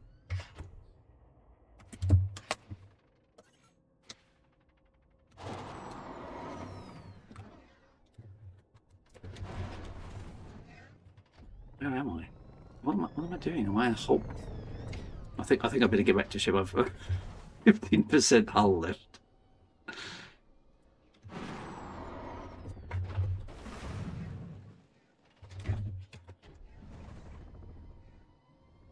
I can't even see where I am. I'm sort of stuck on the side of it.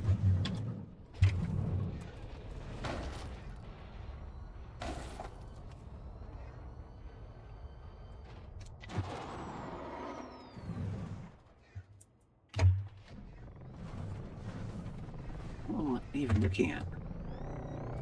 There's some sky. Let's go that way. I feel like I'm in like some kind of chasm.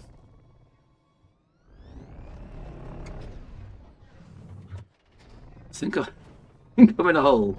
Yes, I think you're right. I fell into like a pockmarked. Where is my ship, by the way? Does anyone? Where am I supposed to go? Right. Okay. We're now going down. I think my ship was down there. Have I gone down the other side?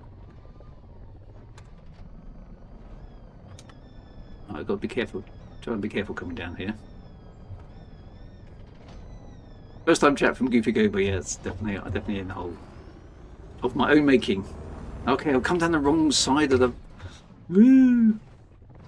Okay, I've got to drive around the base. Right. Okay, I'll get back in my ship and we'll head home. So I'm actually.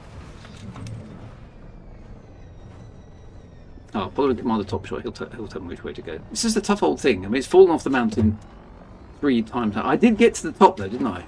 I genuinely did get to the top, so I'm pretty happy with that. Now, if this is the gap between the mountains, my spaceship should be here. There it is! Yay! See? What other stream has all that? You know, you get detailed lore insight about the new spaceship. You get the detailed fundamental criticism of frontier content. And then you get detailed grammar checking of Galnet entries, and then there's more. You get a middle-aged idiot looting about in a spaceship. Yeah, there's something for everybody. That's what I say. Right, we need to get in there. Is that right? Disembark. Bored. Bored? Are you bored? What's there not to like? Let's phrase the question the other way around. What is there to actually like? All right, we need to get back to. Well, that was fun. I think. I feel like I made my mark on that planet. shows that the Scorpion is actually a rather good. See, look, I did. Let's just have a look at the. So that's an insanely ridiculous thing to have climbed, to be honest, in any kind of wheeled vehicle. Have I left any prints in the top of that? Does it do my tyre tracks? Because I really think there should be tyre tracks up there. I did get to the top, didn't I? So that's the main thing. And we got rings, got all sorts of stuff. Right, let's get back.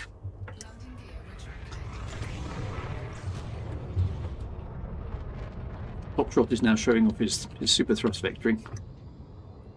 Right, let's get back to wherever it was that we were in. There we go.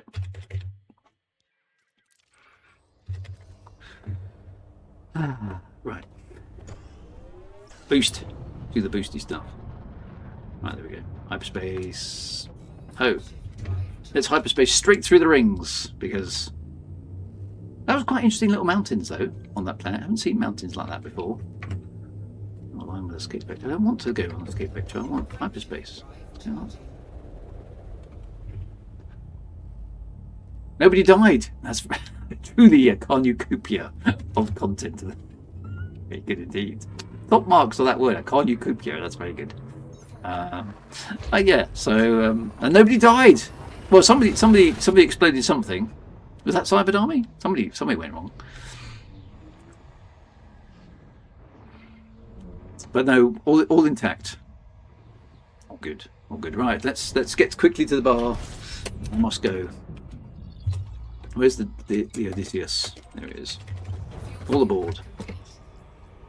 Woo! Don't crash into the star. That would be bad. Well, the Odysseus is on the wrong side of the star. That's a bit weird.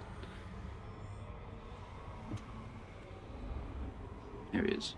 Almost flew straight through the star. That's bad. Don't do that.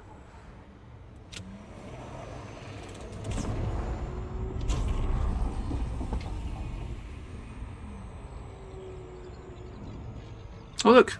Loop of Shame live on stream. Some things never change.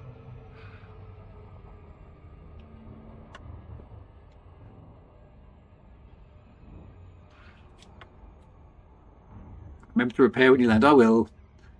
See, this game costs me money. I don't make any money in Elite. I always lose money. Mostly because of my repair bill.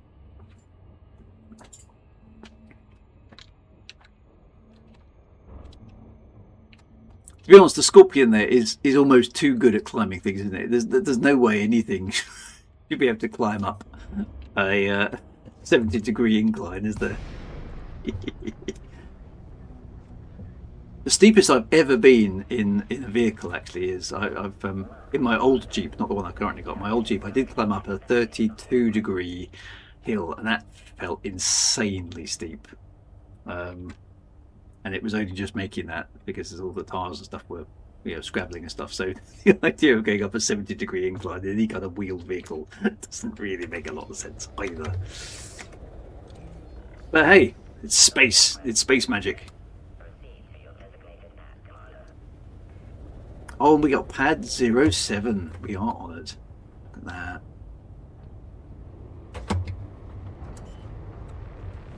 that. 07 commanders. Look at that. I think the game loves us sometimes.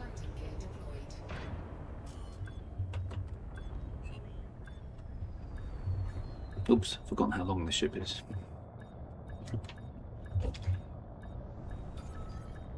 And how quickly it moves. And how crap a pilot I am. Yay! Refuel! Fully repaired, apparently. Do I have to repair my SRV separately? Never mind.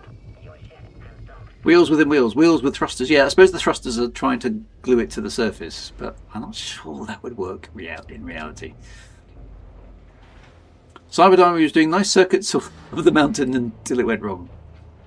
And we didn't even cover the new CG. Well, we can't do everything.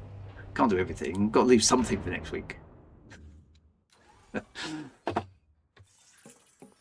Right, let's everyone to the bar. Everyone who's here anyway.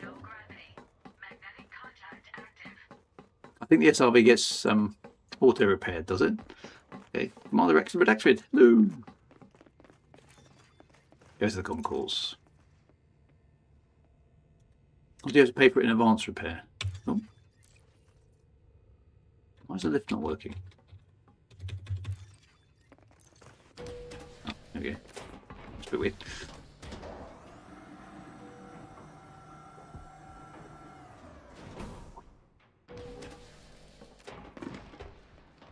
To the bar! Full speed. Because everybody runs in these games for no good reason. Yay, everybody's waiting for me. Hello, Commanders. Good to see you. Commander Topshot, Commander Protomaniac, Commander Alice, and Commander Suda Amari. Good to see you, everybody. Fantastic. Well, thank you very much, everybody. That was all good fun. And I won't ask for a drink at the bar because there's no point, is there? Because that feature hasn't been enhanced yet. But it's coming. Phase 4. We saw that. Commander Extra Redexter is there as well. Good to see you. Right. All that remains, my friends, is for you to find me a streamer who is streaming Elite Dangerous, who is not got too many views. We've got them already in there. So I'm going to try that. Let me just zap across there. Some of these usernames are hard to type, aren't they? Ninja.